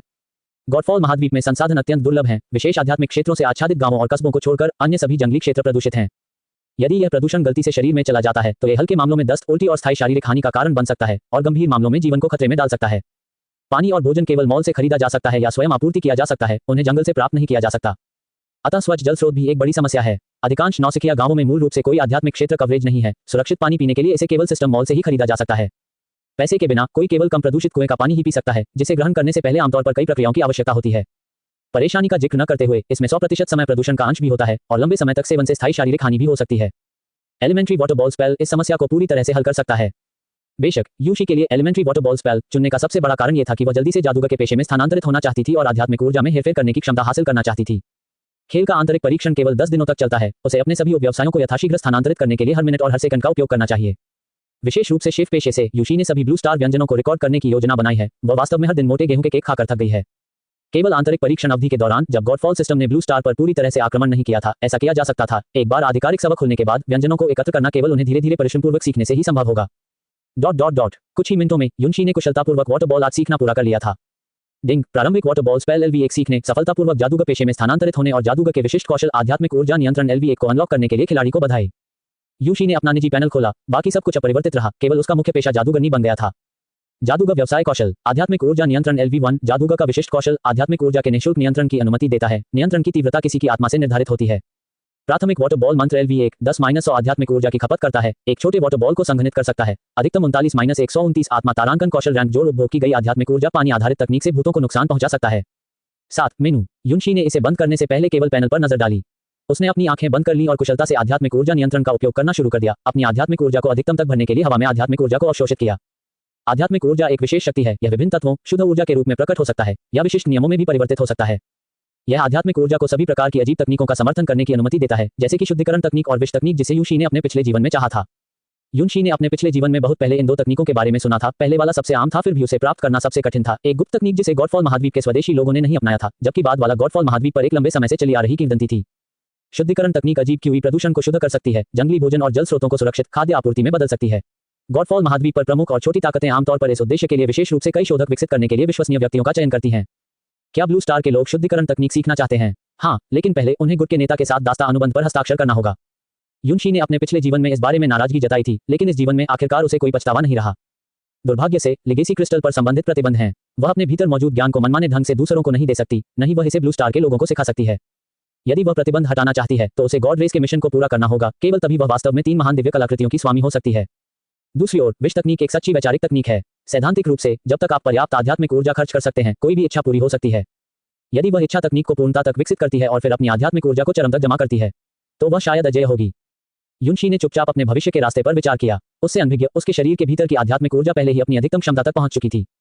वह पूरी तरह तरोताजा महसूस करते हुए खड़ी हो गई और तन गई। समय देखा तो भोर होने में अभी समय था। युनशी ने एक पल के लिए सोचा और ऑफलाइन जाने का फैसला किया। गॉडफॉल महाद्वीप पर रात बहुत खतरनाक थी। मुख्य खोज को सक्रिय करने के लिए उसे सुबह तक इंतजार करना पड़ा। इस समय को बर्बाद नहीं किया जा सकता। वह व्यंजनों को इकट्ठा करने के लिए ब्लू स्टार में वापस आएगी। ऑफलाइन क्लिक करने के बाद युशी की दृष्टि बदल गई और वह ब्लू स्टार पर अपने शयन कक्ष में वापस आ गई। वह अभी भी मोटे सनी के कपड़े पहने हुए थी। उसके मूल कपड़े वहीं छोड़ दिए गए जहां वह थी। युनशी ने अपने मूल कपड़े पहने, मोटे लिनेन को हटा दिया और फिर रसोई में चली गई इंस्टेंट नूडल्स पकाने के लिए। जल्द ही इंस्टेंट नूडल्स पक गए, लेकिन युशी नहीं रुके। वह उनमें आध्यात्मिक ऊर्जा की धारा प्रवाहित करती रही। स्पष्ट रूप से इंस्टेंट नूडल्स बेहतर दिखते थे और अधिक सुगंधित होते थे। डिंग, बधाई हो खिलाड़ी, आपने कुकिंग नूडल्स LV1 सीख लिया है। शेफ पेशे में सफलतापूर्वक स्थानांतरित हो गए हैं और शेफ एक्सक्लूसिव कौशल कुकिंग LV1 को अनलॉक कर लिया है। युनशी ने भौहें ऊपर उठाई। उसे जरा भी आश्चर्य नहीं हुआ। वास्तव में जादू टोना करने वाले के पास स्थानांतरित होने की तरह केवल व्यक्तिगत रूप से खाना पकाने की प्रक्रिया करने और आध्यात्मिक ऊर्जा युक्त भोजन बनाने से ही कोई शेफ के पेशे में स्थानांतरित हो सकता है। युनशी के मौजूदा खाना पकाने के कौशल के साथ वह भोजन को केवल सबसे बुनियादी प्रभावों से भर सकती थी। जब आध्यात्मिक ऊर्जा को भोजन में इंजेक्ट किया जाता है तो भोजन आध्यात्मिक ऊर्जा को बहाल करने की क्षमता प्राप्त कर लेता है। अगर आम लोग इसका लंबे समय तक सेवन करें तो उनकी काया में धीरे धीरे सुधार हो सकता है। व्यवसायों को सफलतापूर्वक स्थानांतरित करने के बाद युशी ने विभिन्न रेसिपी ऐप खोले और सभी प्रकार के व्यंजनों को इकट्ठा करना शुरू कर दिया। कई घंटे बीत गए और आखिरकार युनशी के शेफ पेशे के इंटरफेस को पूरी तरह से नया रूप मिल गया। शेफ व्यवसाय कौशल, कुकिंग LV1, शेफ अनन्य कौशल। व्यंजनों का संग्रह, cooking noodles LV1, ब्रेज्ड pork LV0, मीठी और खट्टी पोर्क पसलियां LV0, तेल में ब्रेज्ड झींगा LV0, फ्राइड झींगे LV0, ब्रेज्ड कोंच LV0, मीठी और क्रिस्पी काप LV0, kung pao chicken LV0, मछली के स्वाद वाला कटा हुआ pork LV0, dry braised shark fin LV0, उंगली के आकार के स्कैलप्स LV0, ताई ची झींगा LV0, Longjing shrimp LV0, West Lake vinegar fish LV0, beggar's chicken LV0। Yunshi ने ऑनलाइन उपलब्ध हर रेसिपी सीखी, जिसमें विभिन्न सीजनिंग बनाने की विधियां भी शामिल थीं। व्यावहारिक अनुभव के बिना भी केवल LV शून्य होने के कारण युनशी अभी भी बहुत संतुष्ट था। जब तक उसके पास पर्याप्त कौशल बिंदु हैं, वह अंततः अपने सभी पसंदीदा खाद्य पदार्थों का अधिकतम लाभ उठा लेगी। भले ही वह कौशल बिंदुओं का उपयोग नहीं करना चाहती हो, अधिक बार खाना पकाने का अभ्यास करने से विभिन्न व्यंजनों की रैंक भी बढ़ सकती है। बेशक भविष्य में इन खाद्य पदार्थों को खाने के लिए न केवल खाना पकाने के कौशल की आवश्यकता होती है, बल्कि संबंधित सामग्री की भी आवश्यकता होती है। जब खेल ने पूरी तरह से आक्रमण किया तो अजीब QE ने पूरे ब्लू स्टार में प्रवेश कर लिया, जिससे सारा भोजन प्रदूषित हो गया। केवल शुद्धिकरण तकनीक ही इसकी खाने योग्यता को बहाल कर सकती है। अब खाना पकाने के कौशल और शुद्धिकरण तकनीक की 2 शर्तों को पूरा करने के बाद युशी को अब हर दिन उन बेस्वाद मोटे गेहूं के केक को नहीं खाना पड़ता था। खेल के पूर्ण आक्रमण तक अभी भी काफी समय था, इसलिए युनशी को शुद्धिकरण तकनीक सीखने की कोई जल्दी नहीं थी। वर्तमान में उनका सबसे महत्वपूर्ण कार्य आत्मसंरक्षण क्षमता हासिल करने के लिए और अधिक तकनीकें सीखना था। उसने अपना फोन चेक किया। यह शाम 5 बजे ब्लू स्टार का समय था, जो गॉडफॉल महाद्वीप पर सुबह 5 बजे के अनुरूप था। गॉडफॉल महाद्वीप अगले 1 घंटे में जगमगा उठेगा। इस खाली समय का लाभ उठाते हुए युशी ने तुरंत ऑनलाइन समाचार ब्राउज किया। चौंकाने वाला, गॉडफॉल महाद्वीप एक वास्तविक दुनिया है। परिवार, गॉडफॉल कॉन्टिनेंट एक प्रसिद्ध होलोग्राफिक गेम है। कौन सा गॉडफॉल महाद्वीप? क्या वह महज एक वायरस सॉफ्टवेयर नहीं है? आप खाता पंजीकृत भी नहीं कर सकते। ऊपर जोड़ 1, मैं खाता भी पंजीकृत नहीं कर सकता और अतिथि लॉगिन भी काम नहीं करता है। इस समय गॉडफॉल कॉन्टिनेंट के बारे में खबर पूरे इंटरनेट पर फैल गई थी। हालांकि इस प्रतिबंध के कारण कि खातों को केवल पहले घंटे में ही पंजीकृत किया जा सकता है, अधिकांश लोग गेम में लॉग इन नहीं कर सके और कुछ सफल लॉगर्स ने जो कहा उस पर विश्वास नहीं किया। दोनों पक्षों ने इस बारे में ऑनलाइन जमकर बहस की, लेकिन अंततः सफल खाता पंजीकरणकर्ताओं की संख्या दुर्लभ थी, 1 लाख में से 1 से भी कम। कुछ लोग कहते रहते हैं कि गॉडफॉल महाद्वीप एक वास्तविक दुनिया है, लेकिन इसका प्रमाण कहाँ है? प्रमाण चाहिए, यह आसान है। मैं आपको बता दूं, ऑफलाइन होने के बाद हमने गेम से आइटम भी बाहर निकाले। इस संदेश के नीचे एक तस्वीर संलग्न थी, जो मोटे लिनन के कपड़े थे जिनसे युनशी बहुत परिचित थे, जिसके शीर्ष पर 10 तांबे के सिक्के और एक पहचान बैज था। वास्तव में यह नकली होना चाहिए, लेकिन मुझे कहना होगा, इस गेम का प्रचार विभाग अभूतपूर्व रूप से शक्तिशाली है। उन्हें कितने किराए के शिल्स मिले? हाँ, वे तथाकथित तांबे के सिक्के और पहचान बैज थोक सामान की तरह दिखते हैं। अपरिष्कृत शिल्प कौशल देखने में बिल्कुल असहनीय है। ... ये प्रहसन समाचार को रोकने के लिए आधिकारिक हस्तक्षेप के साथ समाप्त हुआ। पिछले जन्म में भी ऐसा ही था। गेम का आधिकारिक सर्वर लॉन्च होने से पहले आम लोग केवल गॉडफॉल कॉन्टिनेंट गेम आइकन को एक न मिटाने योग्य वायरस मानते थे। उन्होंने गॉडफॉल कॉन्टिनेंट एक वास्तविक दुनिया है को खेल को बढ़ावा देने के लिए एक नौटंकी के रूप में और सफल लॉगर्स को खेल को बढ़ावा देने वाले शिल्स के रूप में माना। यही कारण था कि यू जिंगसियांग ने अपने पिछले जीवन में कभी भी गेम में लॉग इन नहीं किया। युनशी का फोन विभिन्न डिंगिंग संदेश सूचनाओं के साथ बज उठा। ये तू जियाओ था जो संदेश भेज रहा था। 8 मेन लाइन। युशी, क्या आपने गॉडफॉल कॉन्टिनेंट में लॉग इन किया है? ये सचमुच आश्चर्यजनक है, ये बिल्कुल अलग दुनिया है। युशी, आइए एक दूसरे को मित्र के रूप में जोड़ें। मेरी आईडी है। युशी ने ज्यादा कुछ नहीं कहा और तू जियाओ को मित्र के रूप में जोड़ने के लिए सीधे सिस्टम खोल दिया। यह अफसोस की बात है कि मैं प्रतिदिन केवल 648 युआन का रिचार्ज कर सकता हूं। मैं और अधिक रिचार्ज करना चाहता था। तू जियाओ ने थोड़ी शिकायत की, उसके पास पैसे की कमी नहीं थी। चूंकि यह एक वास्तविक दुनिया है, इसलिए इसमें कुछ प्रतिबंध होने चाहिए। जियाओ जियाओ, तुम्हें खेल में सावधान रहने की जरूरत है। मैं कुछ घंटों से लॉग इन हूं और मुझे लगता है कि अंदर का माहौल असामान्य है। खतरा होना चाहिए, युनशी ने उसे याद दिलाया। ओह, ये सिर्फ एक खेल है। बेशक, हमें राक्षसों से लड़ने और खोज करने की जरूरत है। तू जियाओ जियाओ ने उत्तर दिया। जियाओ जियाओ, क्या आपने कभी सोचा है कि हम सभी अपने शरीर के साथ खेल में उतरे थे? अगर हम घायल हो जाएं या मर भी जाएं। तू जियाओ जियाओ एक पल के लिए रुका। वह मूर्ख नहीं थी और यूशी का मतलब समझती थी। यूशी, मैं सावधान रहूंगी। आपको भी सावधानी से काम लेना चाहिए। मम्मा, बहादुर बनने की कोशिश मत करो। यदि आपको खतरा महसूस हो तो तुरंत लॉग ऑफ करें। इसे नए खिलाड़ी का लाभ माना जा सकता है। परीक्षण सवर अवधि के दौरान युद्ध के दौरान लॉग ऑफ करने पर कोई प्रतिबंध नहीं था, जो इस स्तर पर ब्लू स्टार लोगों के लिए उनके सबसे महत्वपूर्ण जीवन रक्षक तरीकों में से एक था। वहीं यूजिनिक्सियांग ने भी ऐसा ही एक संदेश भेजा। युनशी ने उसे एक दोस्त के रूप में भी जोड़ा और उसे कुछ निर्देश दिए। दोनों से बातचीत करते करते शाम के 6 बजने वाले थे। युनशी ने खेल द्वारा दिए गए मोटे लिनन के कपड़े पहने और लॉग इन करने के लिए क्लिक किया। भटकाव की वह परिचित भावना चमक उठी और जब उसे होश आया तो वह पहले से ही गॉडफॉल महाद्वीप पर छोटे लकड़ी के घर में वापस आ चुकी थी। आकाश में धीरे धीरे सफेद रोशनी की एक किरण उभरी। यूशी की वापसी का समय बिल्कुल सही था, भोर हो चुकी थी। वह उठी और किवाड़ खोले। गांव की रात का भयानक भय खत्म हो गया था, उसकी जगह तेज धूप ने ले ली थी। पिछली रात की उसकी जल्दबाजी भरी नजर की तुलना में युनशी अब पूरे नौसिखिया गांव का पूरा दृश्य स्पष्ट रूप से देख सकती थी। बिखरे हुए 6 छोटे लकड़ी के घरों के अलावा बीच में केवल धीरे धीरे बुझने वाला अलाव था। लकड़ी के घरों के बाहर लगभग 4 वर्ग मीटर खेत और एक कुआं था। 4 वर्ग मीटर खेत देखकर यूशी की आंखें चमक उठी। अब जबकि वह एक जादूगरनी बन गई थी, उसकी नजर में आध्यात्मिक ऊर्जा पहले से ही साकार हो सकती थी। युनशी ने स्पष्ट रूप से खेत को कवर करने वाली स्पिरिट श्रृंखला को देखा, जो इसे अजीब कीवी द्वारा दूषित होने से रोक सकती थी। नौसिखिए गांव के लिए यह अत्यंत दुर्लभ था। इसका मतलब यह था कि इस गांव में एक एरे मास्टर था, कम से कम 10 स्तर से ऊपर का एक जादूगर, जिसका आध्यात्मिक ऊर्जा नियंत्रण संदूषण को रोकने के लिए एक स्पिरिट एरे स्थापित कर सकता था। युनशी के लिए यह भी एक अच्छी बात थी। एक शक्तिशाली जादूगर जो किसी भी कारण की परवाह किए बिना इतने छोटे से गांव की रक्षा करने को तैयार था, ने प्रारंभिक चरण में युनशी की सुरक्षा सुनिश्चित की। दूसरे पक्ष के पास मौजूद संसाधनों का तो जिक्र ही नहीं। हालांकि उनकी स्थिति को देखते हुए यूशी दूसरे पक्ष की सामग्री खरीदने के लिए बड़ी मात्रा में मुद्रा का उपयोग नहीं करेंगे। उन्हें निश्चित रूप से पास के शहर का रास्ता पता होगा, जो यूशी के लिए सबसे महत्वपूर्ण बात थी। गॉडफॉल महाद्वीप लगभग असीमित था और गांव बहुत दूर दूर थे। जंगल बहुत खतरनाक था, बिना किसी विशिष्ट मार्ग के कोई भी बाहर जाने की हिम्मत नहीं करेगा। किसी बड़े शहर में जाने के लिए कोई केवल गांव के किसी वरिष्ठ से पूछ सकता था या स्वयं रास्ता तलाश सकता था। साहसी, तुम जाग रहे हो। जब वह सोच रही थी, वह ढेर उम्र का आदमी जिसने कल रात युनशी के रहने की व्यवस्था की थी, वहां आया। युनशी ने सिर हिलाया। मेरे साथ आओ, मैं तुम्हें ग्राम प्रधान से मिलने ले जाऊंगा। युनशी दूसरे दल के पीछे पीछे गांव के केंद्र में सबसे उत्तम छोटे लकड़ी के घर तक गया। साहसी, स्वयं अंदर जाओ। ग्राम प्रधान पहले से ही अंदर तुम्हारा इंतजार कर रहा है। युनशी ने दरवाजा खटखटाया। अंदर आए। दरवाजे के भीतर से एक सौम्य उत्तर आया। युनशी ने धक्का देकर दरवाजा खोला और अंदर का दृश्य सामने आ गया। इसका लेआउट उस छोटे लकड़ी के घर जैसा ही था जिसमें वह पिछली रात रुकी थी, लेकिन ये बड़ा था, अधिक उत्तम फर्नीचर के साथ, और बिस्तर साफ बढ़िया सफेद बिस्तर से ढका हुआ था। ग्राम प्रधान मेज पर बैठा मुस्कुराता हुआ उसकी ओर देख रहा था। यह एक नवयुवक था। उसकी शक्ल नाजुक थी और उसकी आंखें साफ थीं, लेकिन उसकी आंखों में समय के बमुश्किल ध्यान देने योग्य निशानों ने यूशी को एहसास कराया कि वह वास्तव में युवा नहीं था। हेलो प्रिय साहसी, गॉडफॉल महाद्वीप में आपका स्वागत है। ग्राम प्रधान, नमस्ते। मम्मा, पहले बैठो। ग्राम प्रधान ने अपने सामने वाली सीट की ओर इशारा किया। यूशी ने उनके निर्देश का पालन किया। साहसी, जैसा कि आप देख सकते हैं, हमारा गांव बहुत छोटा है और संसाधन दुर्लभ हैं। यदि आप बसना चाहते हैं तो मुझे डर है। ग्राम प्रधान ने लगभग स्पष्ट रूप से कहा कि गांव उसका समर्थन नहीं कर सकता। ग्राम प्रधान, अगर तुम्हें कुछ कहना है तो सीधे कहो। युनशी को दूसरे पक्ष की व्यवस्था के बारे में पता नहीं था। आखिरकार वह शू यू प्लेन को समझ नहीं पाई। क्या वह उसे दूर भेजने की कोशिश कर रहा था? मेरा तात्पर्य यह है कि गांव वासियों का समर्थन नहीं करेगा। यदि आप रहना चाहते हैं तो आपको गांव की रात्रि निगरानी टीम में शामिल होना होगा।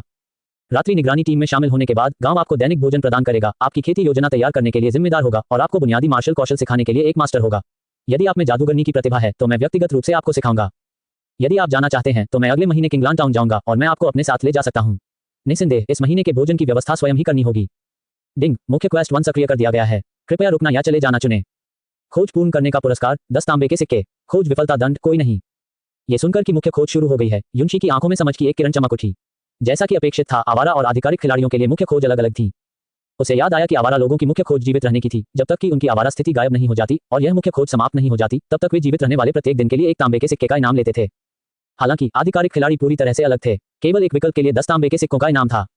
ग्राम प्रधान, अगर मैं रुकना चुनूं तो क्या मैं बाद में भी जा सकता हूं? हाँ, लेकिन आपको एक निश्चित शुल्क देना होगा या 10 साल तक गांव में काम करना होगा। युनशी ने थोड़ा सा भौहें चढ़ाई। शूयू प्लेन में यहाँ के नियम उससे बिल्कुल अलग थे जहां वह अपने पिछले जीवन में थी। ग्राम प्रधान का मतलब स्पष्ट था। रात्रि निगरानी दल में शामिल होने का मतलब पहले से ही संसाधनों का आनंद लेना था, और यदि वो छोड़ना चाहती थी तो उसे उचित कीमत चुकानी होगी। मैं समझता हूँ, मैंने जाने का फैसला किया है। यदि युनशी के पास विरासत का क्रिस्टल नहीं होता तो उसने रहना चुना होता और अपनी जादूगर प्रतिभा पर भरोसा करते हुए इस गांव के मुखिया का शिष्य बन जाता, जो कम से कम 10 स्तर का जादूगर था। लेकिन उसे स्पष्ट रूप से उसके मार्गदर्शन की आवश्यकता नहीं थी। और पहला बंद बीटा केवल 10 दिन तक चला, इसलिए वह इस महीने केवल 10 दिन ही गांव में रह सकी। दूसरा बंद बीटा अगले महीने ठीक इसी समय था, जो कि ग्राम प्रमुख की किंगलान टाउन की यात्रा के साथ मेल खाता था। डिंग, मुख्य खोज एक पूरी हो चुकी है। आपको 10 तांबे के सिक्कों का इनाम मिला है, जो स्वचालित रूप से आपके सिस्टम खाते में जमा हो गए हैं। यूशी का जवाब मिलने के बाद ग्राम प्रधान की अभिव्यक्ति बिल्कुल नहीं बदली। माँ, आप वापस जा सकते हैं। जिस छोटे लकड़ी के घर में आप वर्तमान में रह रहे हैं उसके लिए आपको किराया देने की आवश्यकता नहीं है। युनशी के पास पैसों की कमी नहीं थी, लेकिन फिर भी वह इससे सुखद आश्चर्यचकित थी क्योंकि यह एक अनोखा विशेषाधिकार था। 9 चुने। अपने पिछले जीवन में उसने अन्य आधिकारिक खिलाड़ियों को यह चर्चा करते हुए सुना था कि नोविस विलेज आमतौर पर केवल 3 दिनों के मुफ्त आवास की व्यवस्था करता है। ये समझ में आने योग्य था, इस गांव में बहुत कम लोग थे और जिस छोटे लकड़ी के घर में वह रहती थी वह वैसे भी खाली था, इसलिए उन्होंने उसे घुमा फिरा कर दूर भगाने के मुआवजे के रूप में वहां रहने दिया। साहसी। गॉडफॉल महाद्वीप बहुत खतरनाक है। किंगलान टाउन की ओर जाने से पहले मुझे आशा है कि आपके पास एक निश्चित स्तर की आत्मसंरक्षण क्षमता होगी। डिंग। मुख्य क्वेस्ट 2 सक्रिय कर दिया गया है। क्विंगलान टाउन जाने से पहले कृपया एक मार्शल कौशल या एक तकनीक सीखें। खोज पूरी करने का इनाम 100 तांबे के सिक्के, एक निम्न श्रेणी का पुनरुद्धार तावीज। खोज विफलता दंड कोई नहीं। डिंग। मुख्य खोज 2 पूरी हो चुकी है। आपको 100 तांबे के सिक्के और एक निम्न श्रेणी का पुनरुद्धार तावीज प्राप्त हुआ है जो स्वचालित रूप से आपके सिस्टम खाते में जमा कर दिया गया है। यूशी ने विचार किया, इसलिए आधिकारिक खिलाड़ियों की मुख्य खोज वास्तविक स्थिति पर आधारित थी और एक निम्न श्रेणी का पुनरुद्धार तावीज भी था। ग्राम प्रधान के लकड़ी के घर को छोड़कर और अपने घर में लौटते हुए यूशी ने अपनी जेब से निम्न रैंक पुनरुद्धार तावीज निकाला। निम्न रैंक पुनरुद्धार तावीज का उपयोग केवल पुनर्जन्म के लिए रैंक 10 से नीचे के पात्रों द्वारा किया जा सकता है और प्रत्येक व्यक्ति अपने जीवन काल में केवल एक बार इसका उपयोग कर सकता है। इसके दुष्प्रभाव पुनर्जन्म दिव्य पत्थर के समान थे। पुनर्जन्म एक निश्चित मात्रा में आत्मा गुण को कमजोर कर देगा। आधिकारिक खिलाड़ियों के लिए भी यही सबसे बड़ा फायदा था। बहुत से लोग भ्रमित होकर नई दुनिया में आए, उन्हें नहीं पता था कि वे कब मौत की स्थिति पैदा कर देंगे। इस पुनरुद्धार तावीज ने लोगों को जीवित रहने का एक अतिरिक्त मौका दिया। हालांकि सभी आधिकारिक खिलाड़ी इसे प्राप्त नहीं कर सके, उन्हें संबंधित मुख्य कार्य पूरे करने थे। उसके लिए इस रिवाइवल तावीज को प्राप्त करने की शर्त किंगलान टाउन जाने से पहले एक मार्शल कौशल या एक तकनीक सीखना था, जिसका अर्थ था 1 महीने के भीतर। यदि वे रुकना चुनते हैं तो उन्हें 1 महीने के भीतर एक मार्शल कौशल या एक तकनीक सीखने की भी आवश्यकता होगी। हालांकि उनके ब्लू स्टार खिलाड़ियों के लिए पहला आंतरिक परीक्षण केवल 10 दिनों तक चला, इसलिए उनके पास सीखने के लिए केवल 10 दिन थे। जहां तक आवारा खिलाड़ियों का सवाल है, जब तक वे अपनी आवारा स्थिति नहीं छोड़ते और 10 दिनों के भीतर आधिकारिक निवास प्राप्त नहीं कर लेते, उन्हें खोज करने का मौका भी नहीं मिलेगा। यूशी के पास रीबर्थ डिवाइन स्टोन था, इसलिए संभवतः उसे इस रिवाइवल टेलिस्मैन पेपर की आवश्यकता नहीं होगी, लेकिन रैंक 10 से पहले ये रिवाइवल टेलिस्मैन पेपर निस्संदेह एक बहुत अच्छी ढाल थी। यूशी ने अपने मन में प्राप्त 0.29% विरासत की खोज की। तावीज मास्टर से संबंधित सामग्री में रिवाइवल तावीजों को चित्रित करने की कोई विधि नहीं थी। हालांकि इस निम्न रैंक पुनरुद्धार तावीज के साथ निम्न रैंक शब्द जुड़े हुए थे, ये स्पष्ट रूप से एक तावीज कागज नहीं था जिसे कोई नौसिखिया बना सके। उसके विचार वापस आए और यूशी ने तकनीक सीखना शुरू कर दिया। अपने पिछले जीवन में उसके पास तकनीक सीखने के कई तरीके नहीं थे। उसके वॉलॉक शिक्षक द्वारा सिखाई गई 5 तकनीकों के अलावा 2 तकनीकें भी थी जो उसने आकस्मिक मुठभेड़ों को पूरा करने से प्राप्त की थी। इनमें 3 प्राथमिक तकनीकें, 2 मध्यवर्ती तकनीकें और 2 उन्नत तकनीकें थीं। एक जंगली योद्धा के रूप में 7 तकनीकों को सीखने में सक्षम होना पहले से ही बहुत अच्छा था, क्योंकि वह बड़े गुटों में शामिल नहीं होना चाहती थी और अपनी जान जोखिम में नहीं डालना चाहती थी। वर्तमान में यूशी केवल 0 रैंक पर थी, इसलिए वह केवल प्राथमिक तकनीकें ही सीख सकी। अपने पिछले जीवन में उसने जिन प्राथमिक तकनीकों में महारत हासिल की, उनमें एलिमेंट्री वाटर बॉल स्पेल के अलावा केवल एलिमेंट्री वाटर एरो तकनीक और एलिमेंट्री वाटर ब्लॉसम तकनीक शामिल थी। प्राथमिक जल तीर तकनीक, जैसा कि नाम से पता चलता है, एक जल तीर चलाया जाता है जिससे तकनीक दुश्मनों को नुकसान पहुंचा सकती है। और एलिमेंट्री वाटर ब्लॉसम तकनीक पूरी तरह से एक सजावटी तकनीक थी जो हमलों का कारण नहीं बन सकती थी, केवल जल निर्माण और प्रशंसा के प्रभाव थे। एलिमेंट्री वाटर एरो तकनीक अभी भी कुछ हद तक उपयोगी थी, लेकिन यूशी ने एलिमेंट्री वाटर ब्लॉसम तकनीक दोबारा सीखने की योजना नहीं बनाई थी। अपने पिछले जीवन की नींव के साथ और प्राथमिक वाटर बॉल स्पेल सीखने की प्रक्रिया के समान, यूशी ने जल्दी और आसानी से प्राथमिक वाटर एरो तकनीक में महारत हासिल कर ली। उसने विरासत क्रिस्टल को पलटना जारी रखा, ध्यानपूर्वक उन तकनीकों का चयन और व्यवस्था की जिन्हें वह आगे सीखेगी। हमले का प्रकार प्राथमिक आग का गोला तकनीक, रक्षा प्रकार प्राथमिक लाइट गार्ड तकनीक, प्राथमिक पलटवार तकनीक, उपचार प्रकार प्राथमिक उपचार तकनीक, समर्थन प्रकार प्राथमिक मूल्यांकन तकनीक, प्राथमिक स्थिरीकरण मंत्र, प्राथमिक शुद्धिकरण तकनीक, प्राथमिक इच्छा तकनीक। अंततः यूशी ने इन 8 प्राथमिक तकनीकों को चुना। हमले प्रकार की तकनीकों के लिए यूशी ने पहले ही प्राथमिक जल बॉल मंत्र और प्राथमिक जल तीर तकनीक सीख ली थी, और फायरबॉल तकनीक जोड़ना, जो भूतों को सबसे अधिक नुकसान पहुंचाती थी, लगभग पर्याप्त थी। जहां तक लाइट गार्ड तकनीक और पलटवार तकनीक की बात है, वे यूशी द्वारा पाई गई सबसे अच्छी रक्षात्मक तकनीकें थीं। उनमें से लाइट गार्ड तकनीक यूशी को एक शाश्वत रक्षात्मक आभा में ढक सकती है। जब तक हमलों से आभा खत्म नहीं होती, यूशी किसी भी हमले को नजरअंदाज कर सकते थे। इसका मतलब यह था कि यूशी लगातार लाइट गार्ड तकनीक को बनाए रख सकता था और अब उसे दुर्घटनाओं या गुप्त हमलों का डर नहीं था। दूसरी ओर पलटवार तकनीक भूतों के खिलाफ लड़ाई में महत्वपूर्ण भूमिका निभाते हुए क्षति को प्रतिबिंबित कर सकती है। उपचार तकनीक को किसी और स्पष्टीकरण की आवश्यकता नहीं है। 4 समर्थन प्रकार की तकनीकों में से प्राथमिक मूल्यांकन तकनीक बहुत महत्वपूर्ण थी, खासकर जंगल में। मूल्यांकन तकनीक के बिना 1 इंच भी आगे बढ़ना मुश्किल था। ये संबंधित रैंक से नीचे की हर चीज का मूल्यांकन कर सकता है, जिसमें इंसानों के भेष में छिपे भूत भी शामिल हैं। स्थिरीकरण मंत्र ने युद्ध में सहायता की और शुद्धिकरण तकनीक जंगली में विभिन्न स्वर्ग और पृथ्वी खजाने के अजीब क्यूई प्रदूषण को शुद्ध कर सकती है। काश तकनीक एक प्रसिद्ध तकनीक थी और यूशी इसे छोड़ नहीं सकती थी। इन 8 तकनीकों में फायरबॉल तकनीक सबसे आम थी, लेकिन ब्लू स्टार के लोग इसे सीखने के योग्य नहीं थे। मूल्यांकन तकनीक, उपचार तकनीक और शुद्धिकरण तकनीक की तरह फायरबॉल तकनीक भी एक ऐसी तकनीक थी जिसे गॉडफॉल महाद्वीप के मूल निवासियों ने बाहरी लोगों तक नहीं पहुंचाया। कारण सरल था, आध्यात्मिक आग एक विशेष संसाधन थी और यह भूतों को असाधारण रूप से उच्च क्षति पहुंचाती थी। नौसिखिए गांव में रात में जलने वाले अलाव की तरह भूतों को दूर करने के लिए उन्हें आध्यात्मिक आग से जलाना पड़ता था। जहां तक लाइट गार्ड तकनीक, इमोबिलाइजेशन स्पेल, काउंटर अटैक तकनीक की बात है, यूशी ने अपने पिछले जीवन में वॉलॉक कास्टिंग से संबंधित किसी भी तकनीक के बारे में कभी नहीं सुना था, इसलिए वे शायद प्राचीन तकनीकें थीं जिनकी विरासत खो गई थी। ये सभी 8 तकनीकें ज्ञान की विरासतें थीं जिनके बारे में यूशी अपने पिछले जीवन में केवल सपना देख सकती थी, लेकिन इस जीवन में खजाने की विरासत के कारण उन्हें इन्हें सीखने का अवसर आसानी से मिल गया। हालांकि वाटर बॉल आर्ट और वाटर एरो तकनीक सीखने में आसानी के विपरीत पूरी तरह से नई तकनीकों को सीखने के लिए अभी भी कुछ प्रयास की आवश्यकता होती है। सौभाग्य से उसकी आत्मा विशेषता 29 अंक थी। यदि ये केवल शुरुआती 9 बिंदु होते तो उसे याद है कि प्राथमिक वाटर बॉल स्पेल सीखने में उसे पूरा 1 महीना लग गया था। आंतरिक परीक्षण के अगले 9 दिनों के लिए युनशी की बहुत अधिक मांगे नहीं थी। 2 नई तकनीकें सीखने में सक्षम होना पर्याप्त होगा और 3 और भी बेहतर होंगे। लाइट गार्ड तकनीक और फायरबॉल तकनीक युशी की शीर्ष पसंद थी, उसके बाद मूल्यांकन तकनीक थी। सब कुछ व्यवस्थित होने के बाद युशी ने आधिकारिक तौर पर लाइट गार्ड तकनीक सीखना शुरू कर दिया। इनहेरिटेंस क्रिस्टल में लाइट गार्ड तकनीक से संबंधित तकनीक पैटर्न को देखते हुए युशी ने धीरे धीरे उन्हें रेखांकित करने की कोशिश की। अल्पविराम। ज्ञान सीखने की प्रक्रिया पहले की तरह ही कठिन थी। जब युनशी ने फिर से अपनी आंखें खोली तो दोपहर हो चुकी थी। पूरी सुबह के बाद लाइट गार्ड तकनीक सीखने में युनशी की प्रगति 1/50 में से भी कम थी। वाटर बॉल आर्ट की तुलना में लाइट गार्ड तकनीक के तकनीक पैटर्न अधिक जटिल और याद रखने में कठिन थे। आध्यात्मिक ऊर्जा के साथ रूपरेखा बनाने की कठिनाई 10 गुना से भी अधिक बढ़ गई थी। युनशी ने थोड़ा सा भौहें चढ़ाई। इस दर पर वह 9 दिनों में लाइट गार्ड तकनीक नहीं सीख पाएगी, लेकिन अगले महीने वह ग्राम प्रधान के साथ किंगलान टाउन जाएगी और लाइट गार्ड तकनीक के बिना खतरा काफी बढ़ जाएगा। 10 विनिमय। जहां तक राक्षसों से लड़ने के लिए जंगल में जाने और निःशुल्क विशेषता अंक प्राप्त करने के लिए अभी स्तर बढ़ाने की बात है, युनशी ने इस पर विचार भी नहीं किया था। उसकी वर्तमान ताकत के साथ जंगल में भटकना ठीक था, लेकिन राक्षसों से लड़ने का चुनाव करना शुद्ध आत्महत्या थी। यद्यपि अनंत पुनर्जन्म था, पुनर्जन्म देवता पत्थर को एक कीमत की आवश्यकता थी। क्या जीवित रहना बेहतर नहीं था? शायद बंद बीटा के 20 दिनों के अलावा वह ब्लू स्टार में सीखने का प्रयास कर सकती है। उसके पेट से गड़गड़ाहट की आवाज आए और युशी वापस होश में आ गई। ये देखते हुए कि गॉडफॉल कॉन्टिनेंट में खाने का मतलब केवल मोटे गेहूं के केक और काली ब्रेड खरीदना है, जो न केवल अरुचिकर थे बल्कि पैसे भी खर्च होते थे, युशी ने बस ऑफलाइन होने और ब्लू स्टार पर लौटने का विकल्प चुना। साधारण भोजन के बाद युनशी ने आज के 648 युआन भी बढ़ा दिए और उसके सिस्टम खाते में 641.52 तांबे के सिक्कों की वृद्धि हुई। युशी का वर्तमान तांबे का सिक्का शेष 651.42 जोड़ 9.99 मुख्य क्वेस्ट 1 इनाम जोड़ 99.9 मुख्य क्वेस्ट 2 इनाम जोड़ 641.52 इक्वल्स 1402.83 था। ये सही है, चाहे वह सिस्टम द्वारा पुरस्कृत तांबे के सिक्के हों या उसके द्वारा स्वयं रिचार्ज किए गए तांबे के सिक्के हों, सिस्टम खाते में प्रवेश करने वाली सभी मुद्राओं में स्वचालित रूप से 1% की कटौती होगी। उसने उस समय नजर डाली, खेल के समय दोपहर थी और ब्लू स्टार के समय आधी रात थी। ब्लू स्टार में दोपहर से लेकर अब तक युशी ने एक पल के लिए भी आराम नहीं किया था। अब जब वह खा चुकी थी तो उसका दिमाग और भी अधिक तंद्रा महसूस कर रहा था। उसने खुद को जागते रहने के लिए मजबूर नहीं किया, नहाया, अपना पजामा पहना और गहरी नींद में सो गई। अगले दिन युनशी जल्दी उठी, एक अंडा खाया और फिर गॉडफॉल कॉन्टिनेंट के बारे में समाचार देखने के लिए अपना फोन खोला। कल की घटना के बाद गॉडफॉल कॉन्टिनेंट के सभी लकड़हारे बिना किसी निशान के गायब हो गए, या यूं कहें कि अधिकारी ने गॉडफॉल कॉन्टिनेंट की वास्तविकता से संबंधित सभी समाचारों को पूरी तरह से अवरुद्ध कर दिया था। सभी सामान्य लोगों को लगा कि यह सिर्फ एक खेल है। इस जीवन में युशी के जैविक माता पिता को शामिल करते हुए उन्होंने भी युशी को कोई जवाब नहीं दिया, शायद इससे जुड़ी किसी भी बात को नजरअंदाज कर दिया। उसने ध्यान से अपने फोन को स्क्रॉल किया और यह देखकर बहुत आश्चर्यचकित हुई कि गुशियान ने उसे पहले एक संदेश भेजा था। युशी, इस गेम के लिए एक खाता पंजीकृत करना और लॉग इन करना सबसे अच्छा है। मैं आपको नुकसान नहीं पहुंचाऊंगा। इसके बाद एक तस्वीर आई जो गॉडफॉल कॉन्टिनेंट का गेम आइकन था। गॉडफॉल कॉन्टिनेंट खुलने से पहले गुशियान ने कल उसे संदेश भेजा था। युशी का ध्यान उस समय केवल यू जिंगसियांग और तू जियाओ जियाओ पर था और उन्होंने उनके संदेश को नजरअंदाज कर दिया। गुशियान के संदेश में बहुत सारी जानकारी थी। जानकारी 1, सबक खुलने से पहले उसे यह संदेश भेजने का मतलब था कि दूसरे पक्ष का पुनर्जन्म होने की बहुत संभावना थी। सूचना 2, इस समय रेखा में युनशी उसकी मंगेतर थी जिसने अभी अभी उसे छोड़ दिया था, फिर भी दूसरा पक्ष अभी भी उसे एक दयालु अनुस्मारक देने के लिए तैयार था। शायद भविष्य में उनके रिश्ते अच्छे रहेंगे। बाकी सब बातों को छोड़कर युशी के पुनर्जन्म से पहले भी वह और गुशियान अच्छे साथी थे। मन में एक योजना के साथ युशी ने चुपचाप गुशियान को यू जिंगसियांग और तू जियाओ जियाओ के समान स्थिति में वर्गीकृत कर दिया। गुशियान, मैंने गेम में लॉग इन कर लिया है। आपके अनुस्मारक के लिए धन्यवाद। युनशी ने अपनी गेम आईडी संलग्न करते हुए उसे एक उत्तर भेजा। दूसरे पक्ष ने कोई जवाब नहीं दिया और युनशी को कोई आपत्ति नहीं हुई। गुशियान शायद अभी तक ऑफलाइन नहीं हुआ था। अपना फोन बंद करते हुए युनशी ने गॉडफॉल कॉन्टिनेंट में लॉग इन करने की कोई जल्दी नहीं की। वह सीधे लिविंग रूम के कालीन पर क्रॉस लेग करके बैठ गई और लाइट गार्ड तकनीक सीखने की कोशिश की। उसे यह निर्धारित करना था कि क्या इस स्तर पर ब्लू स्टार में तकनीक सीखना संभव है ताकि वह अगले महीने की बेहतर योजना बना सके। युनशी को आश्चर्य हुआ, विरासत क्रिस्टल पहले से ही उसके साथ जुड़ा हुआ था और इसकी सामग्री को देखने के लिए ब्लू स्टार में खोला जा सकता था, जिसमें स्वाभाविक रूप से लाइट गार्ड तकनीक के तकनीक पैटर्न भी शामिल थे।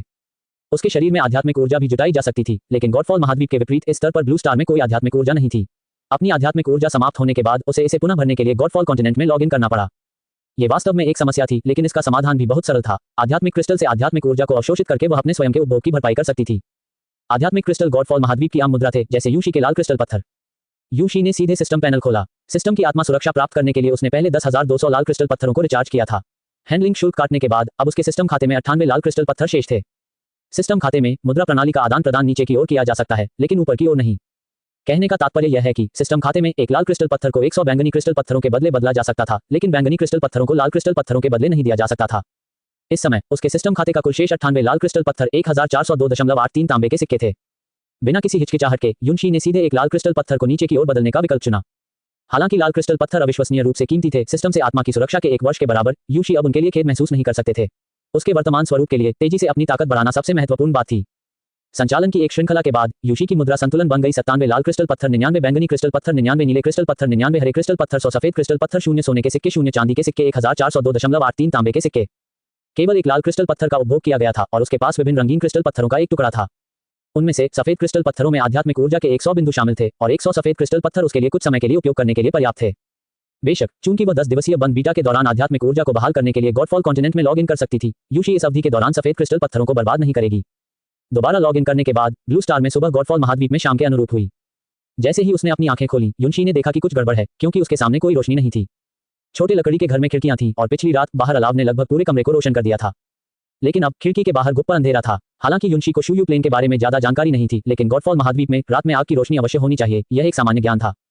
यदि गांव या शहर के केंद्र में आध्यात्मिक लौ बुझ जाए तो इसका मतलब है। युनशी इस विचार से भयभीत हो गया। जैसे ही वह अपनी सुरक्षा सुनिश्चित करने के लिए ऑफलाइन क्लिक करने वाली थी, अचानक आग की रोशनी फिर से भड़क उठी और दरवाजे के बाहर से बहस की हल्की हल्की आवाजें आने लगीं। हाडा, क्या मैंने तुम्हें अलाव का ईंधन समय पर भरने के लिए नहीं कहा था? तुम कहां चले गए थे? पिताजी, वास्तव में मेरा ऐसा इरादा नहीं था। अभी अभी आग की लपटें अचानक तेज हो गईं और मैंने बिल्कुल भी प्रतिक्रिया नहीं की। अचानक तेज हो गई। पिताजी, आध्यात्मिक लौ अभी एक पल के लिए बुझ गई, कुछ नहीं होना चाहिए था, है ना? दादाजी इतने शक्तिशाली हैं, वे निश्चित रूप से नहीं होंगे। युवा पुरुष की आवाज धीरे धीरे कम हो गई, धीरे धीरे निराशा का संकेत प्रकट हुआ। आप प्रार्थना करें कि कुछ ना हो। अधेड़ उम्र के व्यक्ति की आवाज निराशा के भाव से भरी थी। मैं तुम्हारे दादाजी को ढूंढने जा रहा हूं, तुम यहीं रहो और इसकी रक्षा करो। याद रखें, आध्यात्मिक लौ को दोबारा बुझने न दें। युनशी कुछ हद तक चुप थी। पिता पुत्र के बीच हुई बातचीत से यह अनुमान लगाया जा सकता है कि थोड़े ऊंचे दर्जे का कोई भूत अभी गांव में आया होगा, अन्यथा आध्यात्मिक लौ की जलने की गति अचानक नहीं बढ़ती। जहां तक अधेड़ उम्र के व्यक्ति द्वारा उल्लेखित दादा की बात है, तो वह सबसे शक्तिशाली ग्राम प्रधान होना चाहिए। 11 अजीब, रैंक 10 को पार करने वाले योद्धाओं का जीवन काल 200 वर्ष तक बढ़ जाता है। मध्यम आयु वर्ग के व्यक्ति की उम्र के आधार पर ग्राम प्रधान की आयु लगभग 65 वर्ष होनी चाहिए। इसमें कोई आश्चर्य नहीं कि वह उसे एक साहसी व्यक्ति के रूप में स्वीकार नहीं करना चाहता था। यह एक परिवार शैली वाला गांव होना चाहिए। ऐसा लगता है कि साहसी लोगों की व्यवस्था के संबंध में ऊपर से निर्देश हैं। जिन साहसी लोगों को गांव स्वीकार करने को तैयार नहीं है, उन्हें जाने के लिए अपेक्षाकृत सुरक्षित स्थान की व्यवस्था की जानी चाहिए। अन्यथा ग्राम प्रधान उसे आसानी से बाहर निकाल सकता था और उसे उसके हाल पर छोड़ सकता था। एक क्षण बाद दरवाजे पर दस्तक हुई। युनशी दरवाजा खोलने के लिए उठे। ये परिचित अधेड़ उम्र का आदमी था। साहसी, आध्यात्मिक लौ अप्रत्याशित रूप से अभी बुझी है। सुरक्षा सुनिश्चित करने के लिए गांव के मुखिया ने सूचित किया है कि गांव के सभी लोगों को आज रात एक साथ रहना होगा। युनशी थोड़ा आश्चर्यचकित थी। उसे उम्मीद नहीं थी कि वह अभी भी उसके बारे में सोचेगा। ठीक है, वह अधेड़ उम्र के व्यक्ति के पीछे पीछे सीधे अलाव के पास पहुंची और उसी क्षण विभिन्न निगाहें उसकी ओर मुड़ गईं। युनशी ने भी सूक्ष्मता से उनका अवलोकन किया। हालांकि उसे इसका अनुमान था, लेकिन उसे यह उम्मीद नहीं थी कि पूरे गांव की आबादी केवल 7 लोग होगी। ग्राम प्रधान और अधेड़ उम्र के व्यक्ति के अलावा एक अधेड़ महिला, 3 किशोर और एक छोटी लड़की भी थी। जैसा कि उसने सोचा था, यह वास्तव में एक परिवार था। अधेड़ उम्र की महिला लगभग 5 या 6 साल की एक छोटी बच्ची को गोद में लिए हुए थी और उसे मित्रवत नजरों से देख रही थी। वह अधेड़ उम्र के आदमी की पत्नी होनी चाहिए। 3 किशोर और छोटी लड़की सभी उनके बच्चे होने चाहिए और ग्राम प्रधान बच्चों के दादा थे।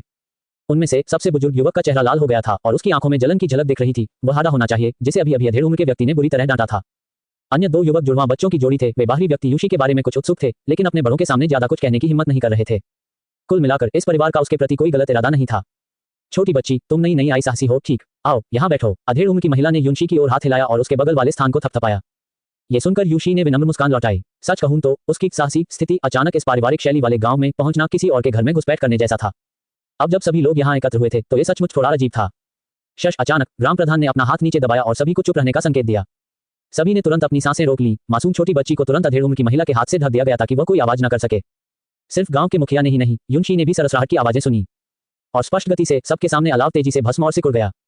2 जुड़वां युवकों ने तुरंत लकड़ी जोड़ी, जबकि अधेड़ उम्र का व्यक्ति और हाडा नाम का युवक तुरंत खड़े हो गए। एकत्रित भीड़ के सबसे बाहरी परिधि पर ग्राम प्रधान के साथ सुरक्षात्मक मुद्रा में खड़े होकर दूसरों की रक्षा कर रहे थे।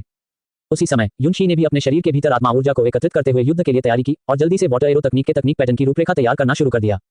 प्राथमिक जल तीर तकनीक LV1 10-100 आत्मा ऊर्जा का उपभोग करता है। एक छोटे पानी के तीर को संघनित कर सकता है। अधिकतम 39-129 आत्मा तारांकन कौशल रैंक जोड़ उपभोग की गई आत्मा ऊर्जा का कारण बन सकता है। जल आधारित तकनीकें भूतों को नुकसान पहुंचाती हैं। दुश्मन की रैंक के बारे में अनिश्चित और ये देखते हुए कि उसकी कुल स्पिरिट ऊर्जा केवल 290 अंक थी, युनशी ने केवल 20 स्पिरिट ऊर्जा का उपभोग करने का फैसला किया। एक छोटा पानी का तीर तैयार किया जो लगभग 49 पॉइंट की क्षति से निपटने में सक्षम था। युनशी की आत्मा की ऊर्जा में उतार चढ़ाव को स्वाभाविक रूप से ग्राम प्रधान द्वारा देखा गया था, लेकिन स्थिति अत्यावश्यक थी और उसके पास आश्चर्यचकित होने का समय नहीं था। दुश्मन यहाँ है, उन्होंने गहरी आवाज में कहा। फायरबॉल तकनीक से शुरुआत करते हुए दूर तक गोली मारी। युनशी ग्राम प्रधान के दाहिनी ओर खड़ा था। उसने फायरबॉल तकनीक की दिशा का अनुसरण किया और वहां चूहों का घना समूह देखा। उनमें से कुछ बास्केटबॉल के आकार के थे और कुछ मुट्ठी के आकार के थे और बिना किसी अपवाद के इनमें से हर एक चूहे की आंखें खून की प्यासी थी। वे चूहे भूत थे। जैसे ही फायरबॉल तकनीक गिरने वाली थी, वे तेजी से तितर-बितर हो गए, लेकिन कुछ चूहों को चकमा देने में बहुत देर हो गई और वे सीधे हिट हो गए, जिससे बड़ी मात्रा में क्षति हुई। भूतों के मुकाबले आग की लपटों में दोहरा बोनस नुकसान होता है। इसकी चपेट में आए कुछ मध्यम आकार के चूहे, जिनमें लगभग 200 चूहे थे, फिर भी ग्राम प्रधान की फायरबॉल तकनीक से एक ही झटके में नष्ट हो गए। ग्राम प्रधान वास्तव में बहुत मजबूत है, रैंक 10 से ऊपर का योद्धा बनने के योग्य है। इस हमले में कम से कम 100 आध्यात्मिक ऊर्जा खर्च हो गई। रैंक 10 से नीचे के एक प्राथमिक योद्धा के रूप में युनशी की कुल आत्मा ऊर्जा आत्मा तारांकन 10 है, यहां तक कि 29 अंक जितनी उच्च आत्मा विशेषता के साथ उसकी कुल आत्मा ऊर्जा केवल कुछ 100 अंक है।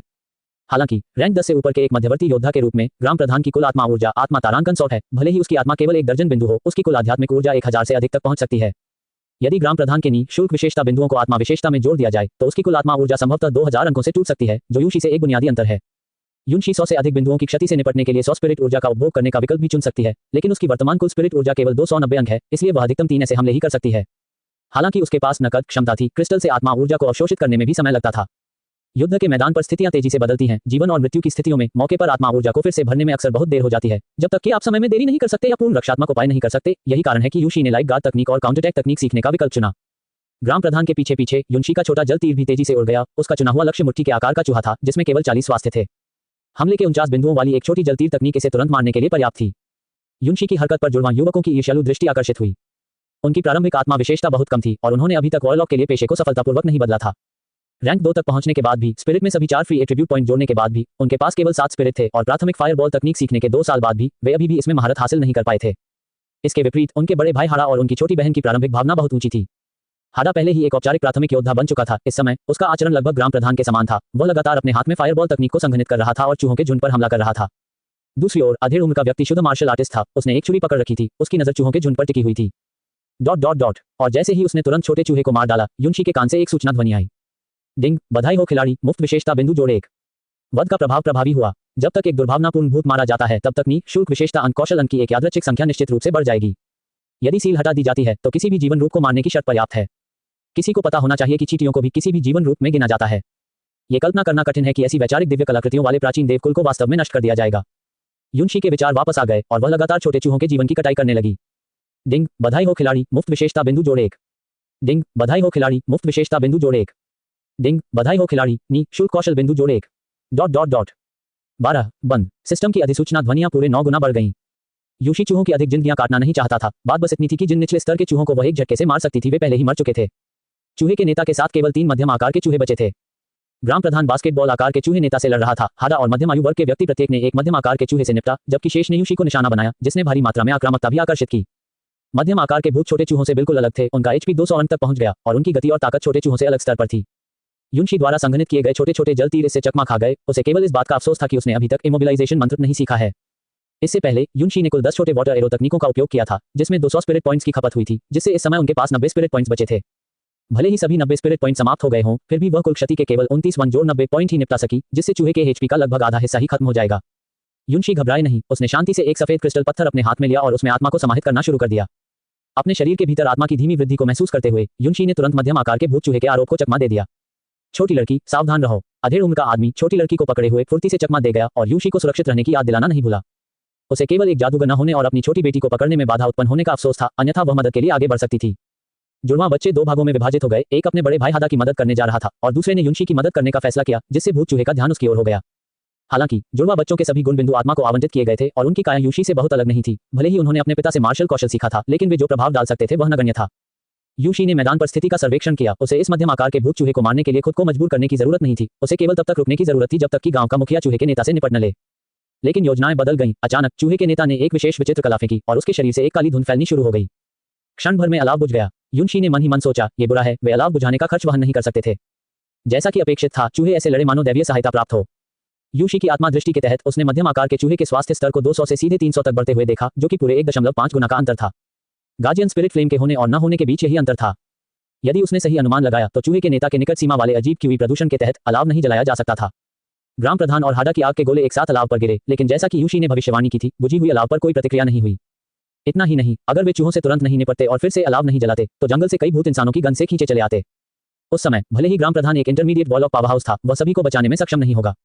सभी का दबाव एकदम से बढ़ गया। जश्न मनाने लायक एकमात्र बात यह थी कि जुड़वा बच्चों में से एक की मदद और चालाकी से यूशी की आत्मा आखिरकार पूरी तरह से ठीक हो गई। उसने अपने 2 सफेद क्रिस्टल पत्थरों का इस्तेमाल किया, जो 2 सोने के सिक्कों या 20,000 तांबे के सिक्कों के बराबर थे।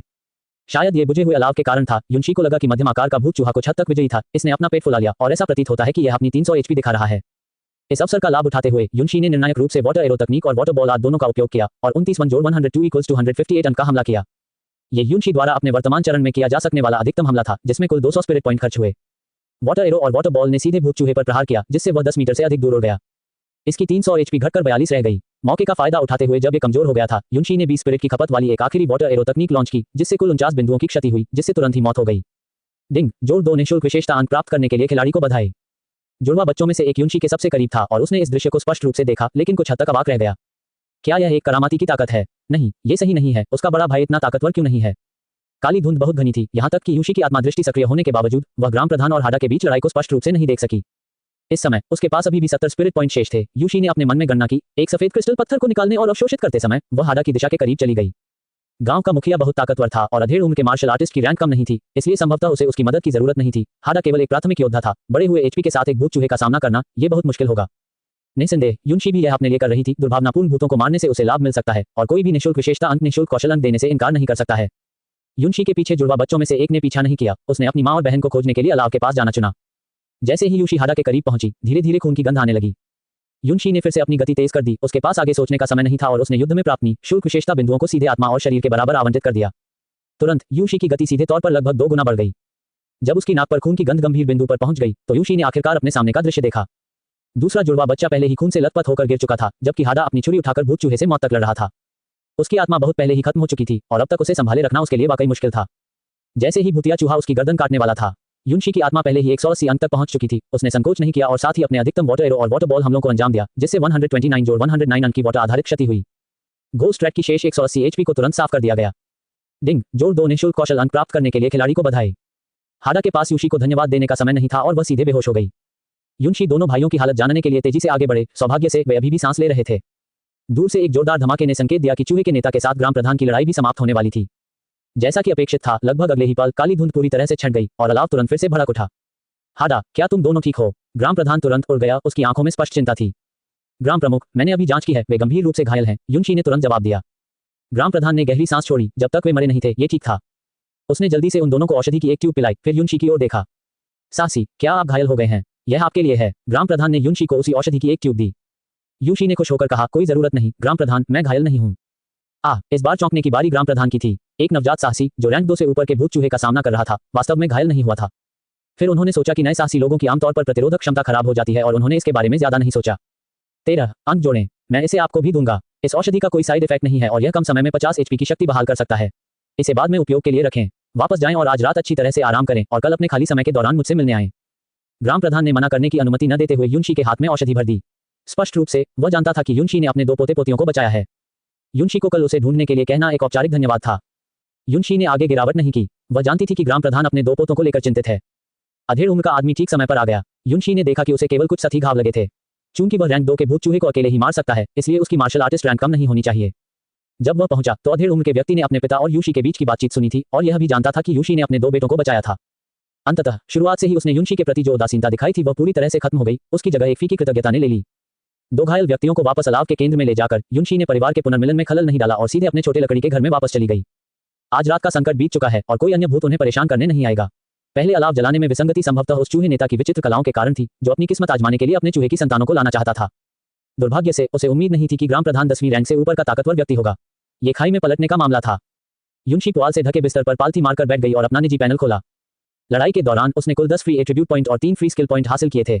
सभी विशेषता बिंदु उसकी 2 मुख्य विशेषताओं के बीच समान रूप से वितरित किए गए थे। पहले उसकी 2 मुख्य विशेषताएं थीं, आत्मा 29 काया 6। अब वे बन गए थे आत्मा 34 काया 11। फिजिक में जोड़ने का कारण न केवल यह था कि उसका एचपी बहुत कम था, बल्कि फिजिक ने उसकी चपलता और ताकत को भी प्रभावित किया था। उसके निःशुल्क विशेषता अंक पर्याप्त होने के कारण यूनशी अपने जीवन को बचाने के लिए और अधिक काया जोड़ने में कंजूस नहीं होगी। इसके अलावा उसने 90 जोड़ 4 शून्य अनुभव अंक प्राप्त करते हुए कुल 9 रैंक 1 भूत चूहों और 2 रैंक 2 भूत चूहों को मार डाला था। गॉडफॉल महाद्वीप पर रैंक 10 से पहले लेवल अप करने के लिए आवश्यक अनुभव अंक अधिक नहीं है। प्रत्येक स्तर के लिए वर्तमान रैंक 10 अनुभव अंकों की आवश्यकता होती है। रैंक 10-20 के लिए इसके लिए वर्तमान रैंक तारांकन 100 अनुभव अंक की आवश्यकता होती है, इत्यादि। 130 अनुभव अंकों ने यूनशी को सीधे 4 रैंक पर पहुंचा दिया, जिससे उन्हें 8 निःशुल्क विशेषता अंक और 4 निःशुल्क कौशल अंक प्राप्त हुए। मूल पैनल, नाम यूशी, सिस्टम आईडी